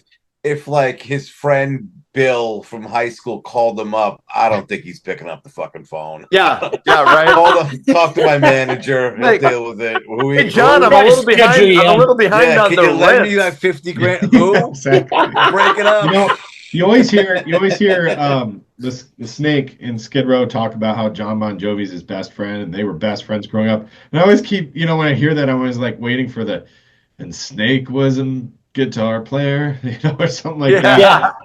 Snake must have heard that and been like, oh fuck, maybe I'm not as important as, Yeah, the lawyer Right. and the doctor. Yeah. yeah, Shit. exactly, exactly. All right, we are on to our number 4s. Holy fuck! God, it's taking Uh, fucking ever. Jesus Christ. It is. We love our music, boys. We love it. Maybe I should just I know. be a 2-person video. Then we'd be like an hour. I'm just fucking with you guys. All right, our number 4 is Jeremy. What's your number 4? All right, I'm going to keep it short and sweet. Brian, I just Like said your love life, but go ahead. What's that? Your penis. Yeah. Yeah, that's not by choice, though, Brian. This one's by choice. I said love life. Guru said Right? penis. No doubt. It's off that same album, and it's exactly what Brian just said. Complete departure from the debut. And frickin' A, man, if they wanted to say, hey, we're not the one in a million guys anymore, they said it with the lyrical content. Damn good. Sorry. And there it is. Sorry. This guy. I know. What is he doing? What are you doing? Okay, I gotta quit fucking around. Okay, Jeremy, I'm sorry. Okay, go You know what? That's all I got to say about that. Damn good off that same album. Heavy. Just a gripping heavy intro tune. He's doing his freaking guitar, and Steve Brown is just such a great songwriter. It just to me said, we're not those little boys that you think we are. We're heavy, we're great. Probably wouldn't have made the radio back then because damn, I don't even know if that was allowed on the radio back then. But I love the tune, and again, it just sets the tone for that whole kick-ass album that is here. And that's all I got to say about it. What Damn song Good. was that again, Jeremy? I'm Such a good sorry. album. What was It's the called, title? it's called Damn Good, right Okay. off of that second album. Okay, You got to listen to that. I got to bring that one back Yeah, up. definitely check it out. It That did not like song it. just kind of killed it for me. I thought, oh, if it's gonna be like this, fuck it. Yep. No, yeah, and it but is the rest, not. like Jeremy said, the rest of that album is way ballsier than the first Yep. one. Okay. All right. Patrick, what's your number 4? I'm going to go right in with Trickster as well. Nice. Except I'm going with their last album, Human Era, and the song Not Like All the Rest, because it's a fucking kick-ass song. The thing about Trickster, those reunion records they did, New Audio Machine and That's a good one, Human too. Era, have way more in common with PJ and Steve's projects post their breakup.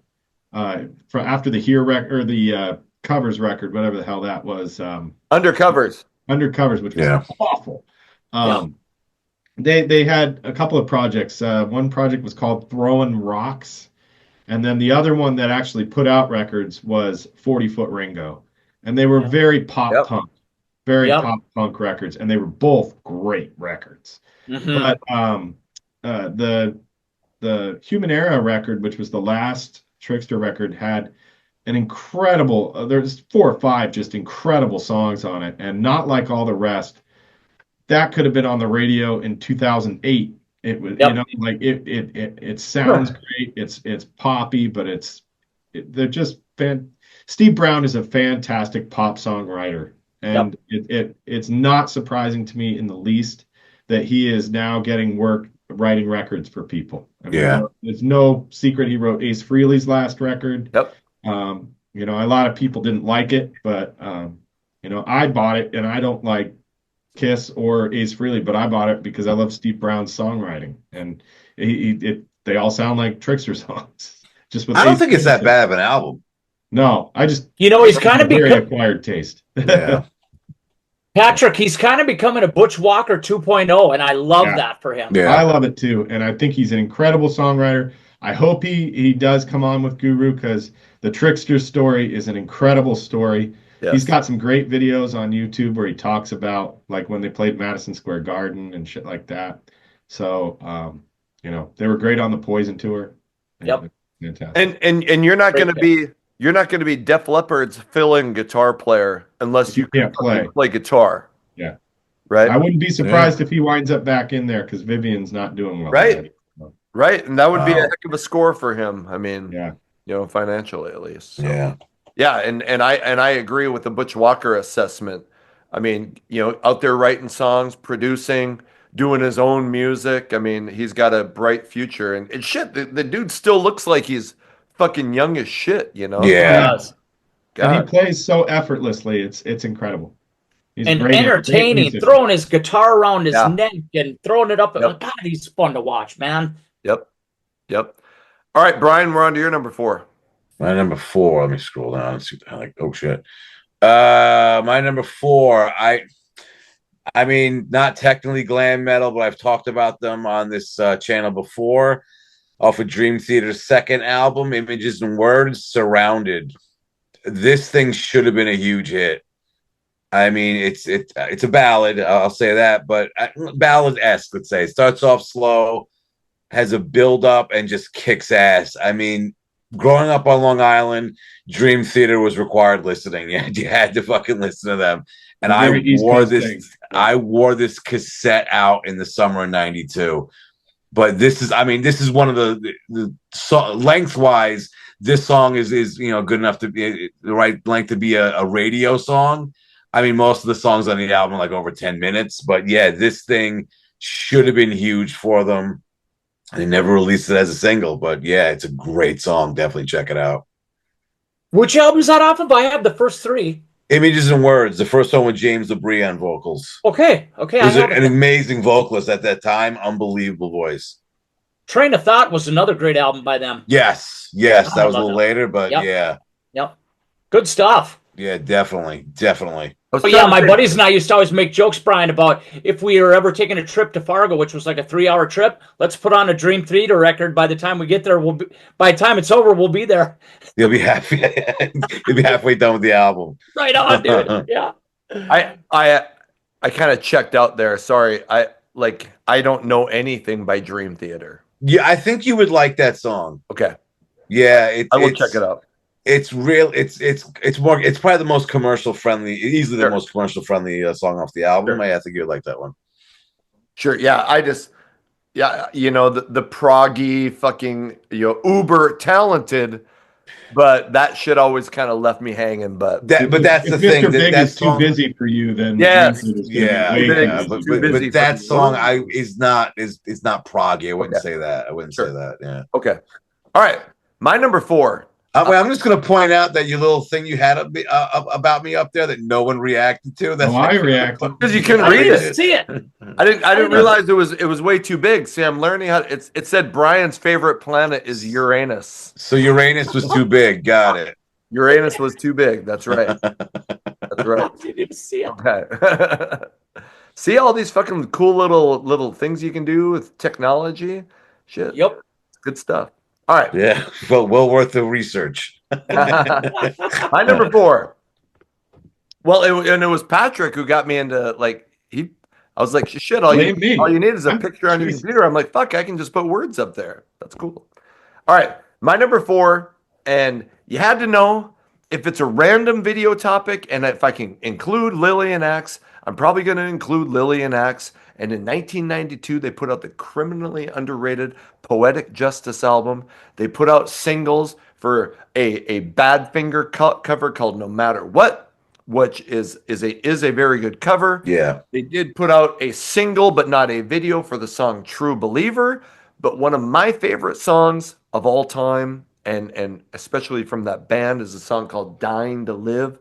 It's not a ballad, but it's more of a mid-tempo rock song. It's got some of the best lyrics of all time, and I'll just give you a couple. It starts off like this. I never looked behind me. I never saw the shadows smile. I never so watched good. the red light warning. All I wanted was to be in touch with you. And one more. Took a chance on inner healing, said it was the way to go. I could find a way to make you happy. I can't do it. I never could, but what a show. And it's just it I'm gonna give you part of the chorus, and that'll be the last of the lyrics, I think, for this entire episode. Uh, but maybe now, when you lose control, you'll see what I could give. Trapped inside your heart, I'm dying to live. I What love those lyrics, and Yeah. Ron Taylor, if you're not well versed in Lillian Axe, is I don't know where I rated him, but I think it was in my top three of the greatest hair metal vocalists of all time. I'm dying to get him on the channel because we got Steve Blaze's Lillian story. I want Ron Taylor's version of it. And I've been talking to a guy that's in his band now. Actually, message. It was like, hey, I love the channel. I play in Ron Taylor's band.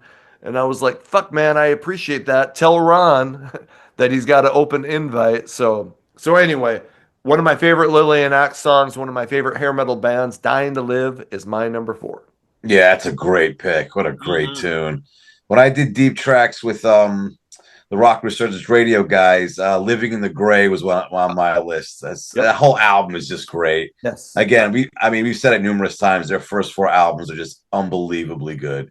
Essential. I hope that they put out like a vinyl box set or something and put in a bunch of extras from that period. That would be they probably won't because they did put out some sort of CD box, but I'd like to get all the extras and all the cool shit and posters, but Yeah. Just someone on X recently said they got into them because how I constantly talk about them. And he was like, "Holy shit, how did I not know about these guys? These guys are unbelievably said good." That guy talks I about thought he it all said it day was because long. I was constantly talking about him. Oh, right, you. Yeah, okay, yeah. Okay. Well, he was asking to request them on my radio show, so I think it was that heavy metal is the law. Yes. Yep. So Yeah, because he was even like, I don't know, a couple weeks ago, he's like, yeah, can you play Laughing in Your Face? That song's killer. I go, dude, everything from their first 4 albums is killer. Sure, you got it. I'll play it. All right, let's move on to our number 3s. Holy fuck, this is going to be a long video. I know, oh my God. Jeremy, what do you got? All right, it's from a band mentioned a couple times tonight. From an album, though, that was not mentioned. It's got some of the best gang vocals ever, some of the best songwriting ever by one of the best songwriters ever, and that's Warrant. This song almost could have been off of Cherry Pie because it almost fits with that Sure Feels Good to Me vibe and that type of thing. But you're cruising along that Dog Eat Dog, which is a whole different feel than the Cherry Pie album. And then you get to this straight up party anthem. And I will call it what it is. It's a party anthem. Frickin' Bonfire. Oh, yes. Just kills it. And you got Janie singing and then the gang vocals coming in and filling in those other spots. That was a staple for literally our bonfire parties here in McCluskey, man. All of us standing around just belting that out, drinking beer. Nothing better than Bonfire. Warrant. I felt that could have been a huge tune.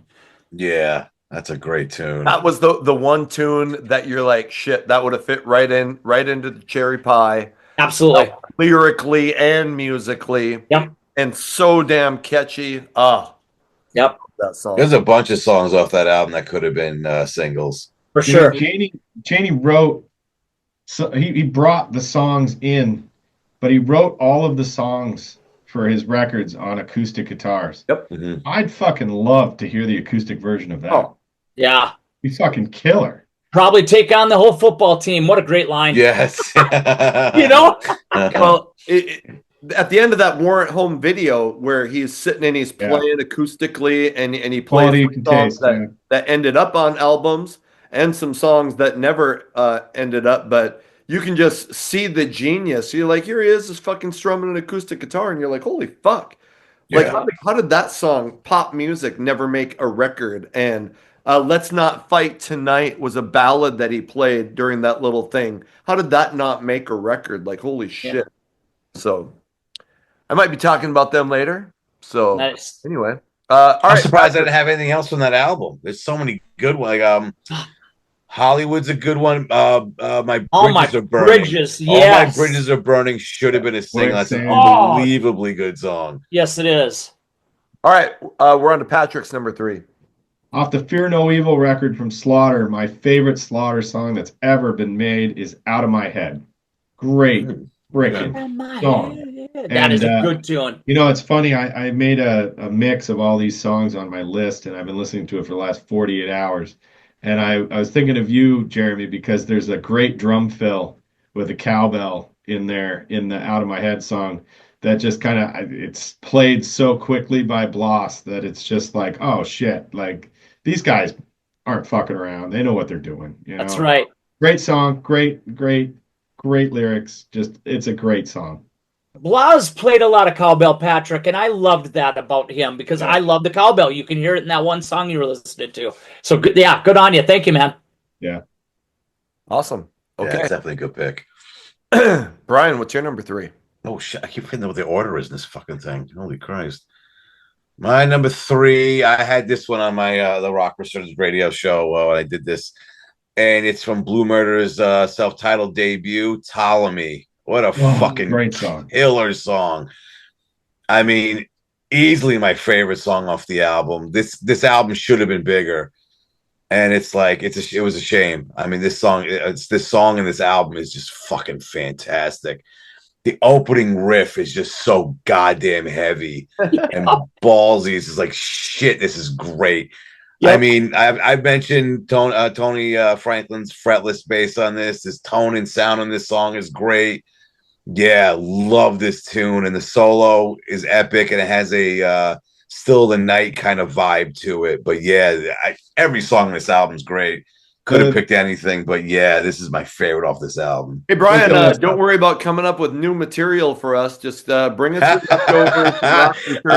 don't think the rest, I think one of them is going to be rehashed. Yeah. We'll stop copying fucking ideas from other channels, asshole. That Blue Murder record, there's a great podcast out there. They've been doing it for over 10 years. It's called the Decibel Geek Podcast. And they had Carmen Appice on there, and he did a track by track with them on that first Blue Murder record. And he goes in depth about how they wrote every single song, what was going on. And it is a must listen. It's about an hour and 15, an hour and 20 minutes long. And he just goes so in depth on it and talks about John Sykes and how they made those songs and what was going on with the label. It is just an incredible podcast episode. You should check it out. That's great to hear. I'll definitely check that out. Hey, Brian, I'll tell you what, our City to City guitar player, Jay, loves that song. Strictly, I'm guessing, for the pinch harmonics. He is a huge pinch harmonic. Oh, yeah, it's full of it, yeah. So, Jay, shout out to you, man. Ptolemy is right up your rock and roll alley, man. But that it starts off with like that Middle Eastern like background. It's like you're in a city in like Cairo or some shit. Yes. And it starts off with a dan, but when that main riff kicks in, it's like, oh shit, we're in some heavy shit in this song. Wow. You got it. You got it. Nice pick. Yeah. I wonder if there's any other podcast that swears as much as this one does. Fuck no. There's no way. If they do, fuck them. Right. We're like the Ode to Tipper Gore of podcasts. Yes. Right. There you go. That's going to be in the montage. All right. Okay. My number 3 is I had to have some Kiss on here, and yes, the mid 80s were kind of a Kiss went from being leaders of the scene to followers in the early 80s. It was like they were trying to maybe do their Judas Priest. In the mid 80s, they started following Bon Jovi, and who wasn't following Bon Jovi? But I think their album in 1985, Asylum, is truly underrated in the grand scheme of their history, and I think it's one of the more forgotten albums. In history. It didn't gold. There was a semi-decent hit with Tears Are Falling, but the other singles were All Night, which I actually fucking love, but a lot of people think is the cheesiest song of all time. Yeah. And Who Wants to Be Lonely. But there is another song, and it's a Gene song. And in the 80s, here's the thing about Kiss. Gene was not getting the singles. Paul had that flamboyant look. He had the flamboyant voice, and he kind of took center stage in the 80s. So, but Gene still had a lot of cool shit. And on this album, there's a song called Trial by Fire. Mm. It's got a simple fucking drum beat. It's got a catchy as shit guitar riff. Kind of reminds me of the riff from Heaven's on Fire, which is one of my favorite Kiss songs. And I love the fucking supremely positive 1980s lyrics about overcoming. I hated when music had to get so dark, and you never, from or at least for a period, you could never sing about positive shit. And I'm gonna make it and fucking and come out on top. You could do that in the 80s, and Trial by Fire is all of that, and that's my number three. Nice. I always said this: any song that Gene sang vocals on just made it like 10 times more badass. Sure, totally, Like some of my favorite Kiss songs, he's singing the vocals on totally, sure. easily. Agreed. Yep. Yep. All right, we're on to our number twos. Jeremy, what's your number two? Number two is from a band that started off hard rock. Their roots were hard rock, and then they went really, really bluesy. Too bluesy for me. After the Once Bitten album, they came out with Twice Shy. That album fell on deaf ears for me. I'm sorry. I tried it again. There's a few songs I like, maybe two or three, but it's just too damn bluesy. Well, then they release Come On Baby, Let's Call It Rock and Roll off Hooked. That's still bluesy.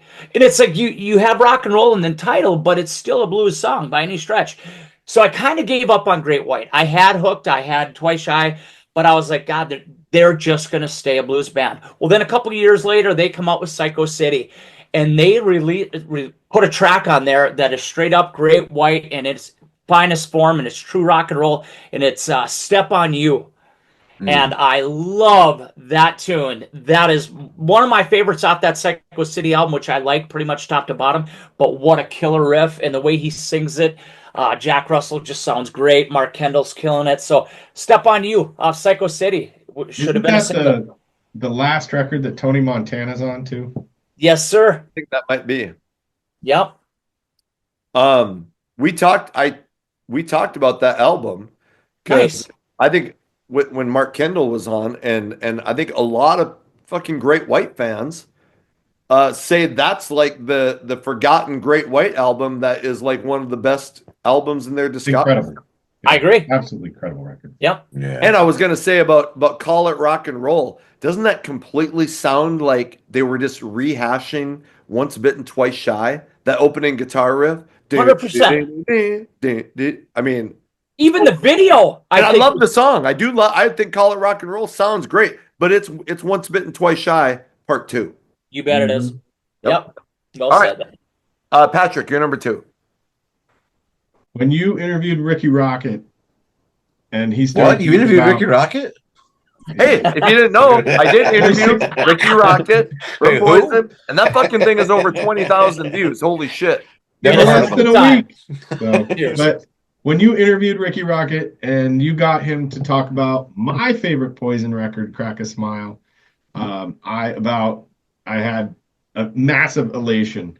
And on that record is among some of their best writing. Ricky even said how much it's one of his favorite Poison records.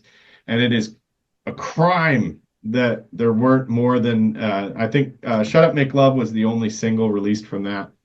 Sexual Thing was more off the greatest hits and Lay Your Body Down. But my favorite Poison song on that record is a deep track called Tragically Unhip, because when that record was recorded and should have come out in 95, Tragically Unhip's lyrics are such an unabashed appreciation for who they were and who they are to this day, and that they don't give a fuck what you think about it.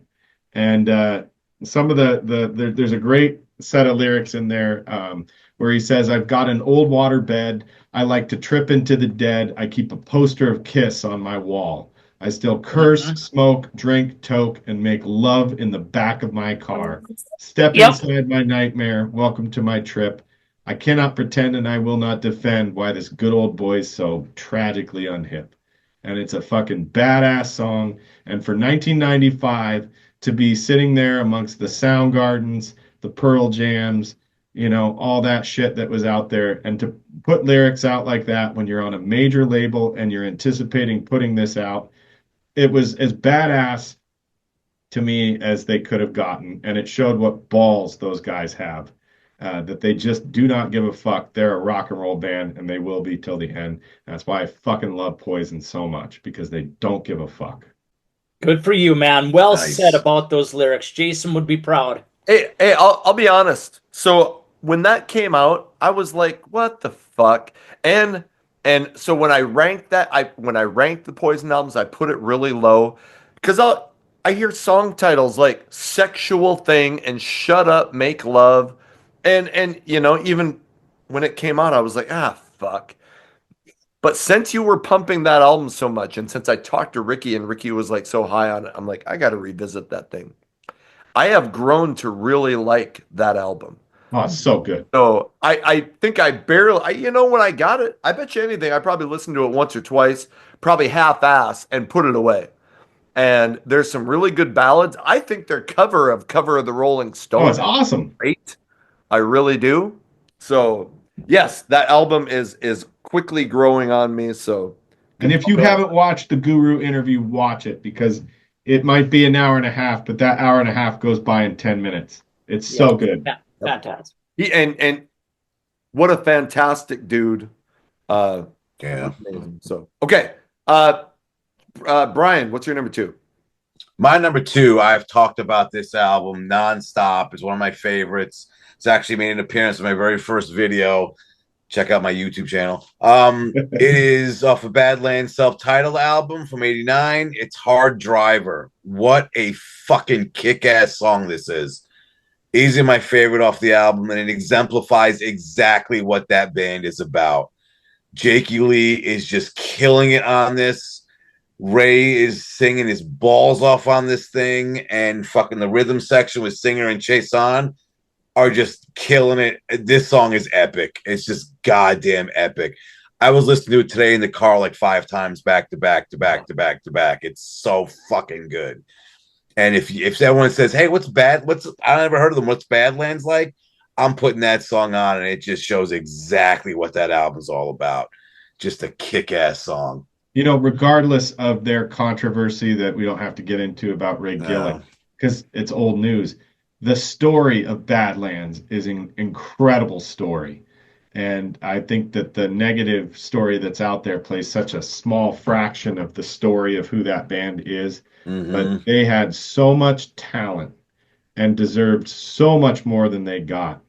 And they're an incredible band, and both records, top to bottom, are fantastic. And I think Jakey Lee really it's some of his best guitar work. Incredible guitar. I mean, yeah. I mean, he was like, "There's nothing holding me back now. I'm going to do what the fuck I want." Yep. With Ozzy, yeah, you got him and Sharon breathing down your neck, giving you shit and telling you what's up and what to do and this and that. But yeah, especially that debut, he just lets loose and says, "Fuck this, I'm doing what I do." And it's unbelievable stuff. You ever heard the third record demos? Dusk, yeah. Interesting. Yeah. Didn't that get put out at some point? Yeah, it did. Yeah. Yeah. Okay. All right. My number two.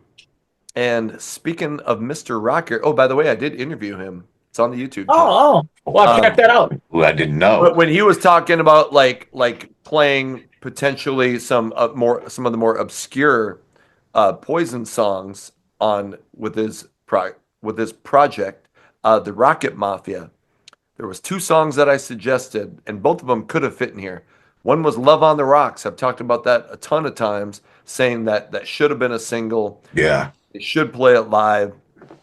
But the other one, and I'm sure I've mentioned it before too, Flesh and Blood. And when I said this, he kind of went like, "Oh, like in agreement that this is is agreement a fucking word? That this is one of his favorite songs, and it's "Life Loves a Tragedy" off Flesh and Blood. And I think it's the perfect song. It's got that like ballad like acoustic beginning with some fucking phenomenal lyrics, and then it kicks in, and it's I mean the lyrics are about like kind of analyzing like your place in life. It wasn't your "oh suck me fuck me" shit that you were getting. And they had that like Unskinny Bop and shit on that album, but they definitely started to grow on that album. And I think "Life Loves a Tragedy" is probably in my top 4 or 5 Poison songs of all time. I wish they would play it live. That's my number 2. Nice. Yeah, that's a You good seem pretty one. jazzed about it too. Yeah. Yeah, exactly. Yeah. Exactly. I like the title Been- track off that. That's one of my favorite Poison albums. Same. Sacrifice, Flesh and Blood. Great. That fucking did get a song. video. That one did get a video, That's right. Yeah, yeah. but I don't know that it got a lot of airplay at all. It But didn't. that's a No, it great didn't. song. It didn't. Great song. All right, we are done with we are on to our number ones. I'm dying to hear what you guys got. Jeremy, what's your number 1? All right, my number 1 is a band that I love. They've been featured on your channel many, many times. This album doesn't get talked about much, and sadly, criminally, I believe, just got shelved. I think many record stores way over bought, and you ended up picking it up for $3.99 on cassette with the little notch out of it. Yeah. And it was, in my opinion, right there with, if not the best album by this band, who only put out 4 albums, but this was the 3rd. It's they got rid of Dizzy Dean. They got Tommy. Is it Tommy Paris? No, Tommy Paris. right on that. Mhm. Yeah. And they kick you, Bite Down Hard kicks in with that Six Guns Loaded song. And son of a gun, if you're not ready to hit the ground running when you hear that, you don't have a pulse, my man. And then you got that guitar solo. Michael Kelly Smith is shredding when they lead into that guitar solo. It's reminiscent of like a Youth Gone Wild solo. One of those solos that just sticks in your head and you want to hear it again and again and again. And that song, to me, should have been the single rather than the one they put out. I thought that one really represented the balls out attitude on that album. Maybe would have helped sell a couple 100 more albums. I don't know. That's just my opinion. Six Guns Loaded, Bite Down Hard. Good pick. Good There one. is- Yes. That is a record that it doesn't matter whose channel you turn on, it gets talked about. Yes. Yeah. Good. Yeah. Good. Because I don't hear it as much as I'd like to. I always feel like it's not as mentioned. But It is such a great record. Oh, yes, it is. criminal that thing didn't blow up. Yep. And that Yeah, guy- and it just doesn't come up a lot, like you said, Patrick. It's just, I don't know why. It's so fucking good, Yep. and it's like the forgotten Britney Fox album. Like everyone's I like, know it. they always all focus on the debut, but yeah, that album is just But unbelievably people good. in the people in the know to people in the know, there's a lot of people who say that is their Oh favorite yeah, Fox You album. guys know, do you guys remember the movie? It was like a cable movie all the time for teenagers back in the early 90s called Airborne, about like the guy on rollerblades and he goes to like Cincinnati and whatnot. Well, the main star of that, the girl in it that he's going after, is the model from the cover of the Britney Fox. Ah, get out of here! Really? Wow. Very cool. wow. I'll be damned. Huh. All right. Oh. Who just fucking went? Jeremy went. Patrick, what's your number 1? I would be a complete asshole if I didn't put my favorite band in the entire world on this list. But if you weren't, you wouldn't be on this show. So Well, there we well, are. There's the Warrant's already been conundrum. on this list, so they're tied as my favorite band of all time. Every era of this band has been fantastic. In my book, I'm not big on the ZP, but he didn't put any record out. So from their last record that just came out, I gotta say, I love the record, but I'm a little disappointed with the singles they put out, because I felt like they were cliche singles that you would expect. I thought Gangs All Here as a single sounded just like Thick as the Skin. The bass line in it was just about the same song. Why the F did they not put this song out as the first single? Because it would have put so much credibility there. The very first song on the record, Hell or High Water, is an incredible song. Incredible song. Absolutely. And it showcased Eric's singing. It could have been on Slave to the Grind. I just don't understand why they didn't play it live either. They chose to play what the hell was TikTok? it? Yeah, the tick tick tick boom. Time Bomb, yeah. Yeah, Time Bomb. Like that, and I don't hate those songs. They weren't bad, but they were exactly what you'd expect a band to go back in time and write in 1991. Hell or High Water sounded like a fresh, brand new song. It was great. We're probably never going to hear it again, ever, because whoever they get as a new singer, they're going to move on from that. But if you go and check out that record, that first song on that record, Hell or High Water, is incredible. Special nod to October's song on that record too, because it's basically Quicksand Jesus Part Two. It's such a great freaking song. It's about Rachel's dad passing away. But and I'd be remiss if I said I know he's the biggest asshole in the world, but look at these two happy people. It's me and Sebastian Bach. Nice. Oh, Nice. But, Nice. imagine Sebastian singing these songs. It would be Yeah. Everyone I'm glad you does. mentioned that album because it really is a great album. It got some acclaim. It got a little bit of acclaim, but Hell or High Water would have been so cool, dude, as their first tune. I agree. Yeah. I just ordered, and it's shocking that I don't have it yet. But I have Apple Music, so I put it on Apple Yeah. Music. But I just ordered the vinyl. The vinyl just lowered to like 17.5 bucks. Oh, I bought the On vinyl on release day. It's red and it's got like red and white and black splatter paint on it. Super cool. But Yep. God damn it, they better go find a new singer quick. Amen. It's like they're constantly looking for singers. Holy shit. Yeah. It's like they're constantly The hot replacing little singers, and Sebastian Bach is constantly bitching that he's not the guy on the list. It's all the There's same a thing hot over and little over. rumor going around about somebody that's very, very high up in that casting to be the singer. And I don't want to spread rumors, but hairball singer, potentially. No One. doubt. Patrick. Oh, is it okay? Yeah. Patrick. There's a Stone. couple of them, but I'm not sure which one. But apparently, one of them's pretty high up in that. That that Patrick audition Stone process. is pretty phenomenal. Wow. Snake just did an interview with a YouTube channel that's got like a little over 2,000 subscribers, Yeah. and it's a really good interview. And fuck, I would love to get him on here. We'll see what happens. But all right, Brian, what's your number one? All right, my number one. I've mentioned this song briefly when we did the ballads that should have been big episode. I brought him. I just recorded a couple weeks ago. Yeah, I'm rehashing shit on Rock Resurgence Radio. We did Deep Tracks Part 2. This band and this song, unbelievable, from the 51st state, Canada, The Wild, from their Still Believe in Rock and Roll album from 2020. This song is Gasoline. Great song. I had a request show to celebrate my station head show's first anniversary, and Bad Hair Decade on X, formerly known as Twitter, requested this song. I'm like, okay, cool, I'll play it. Listen to it, and I can't remember the last time I was blown away by a song on the first listen. This song is that fucking good. I would highly recommend everyone out there watching this go check this song out. It is unbelievably amazing. Called Gasoline. And Gasoline. It is that. I put it on. I'm like, holy shit with this song. It is unreal. I even have the text when Bergie texted me when he was putting together the episode we did. I just lost it.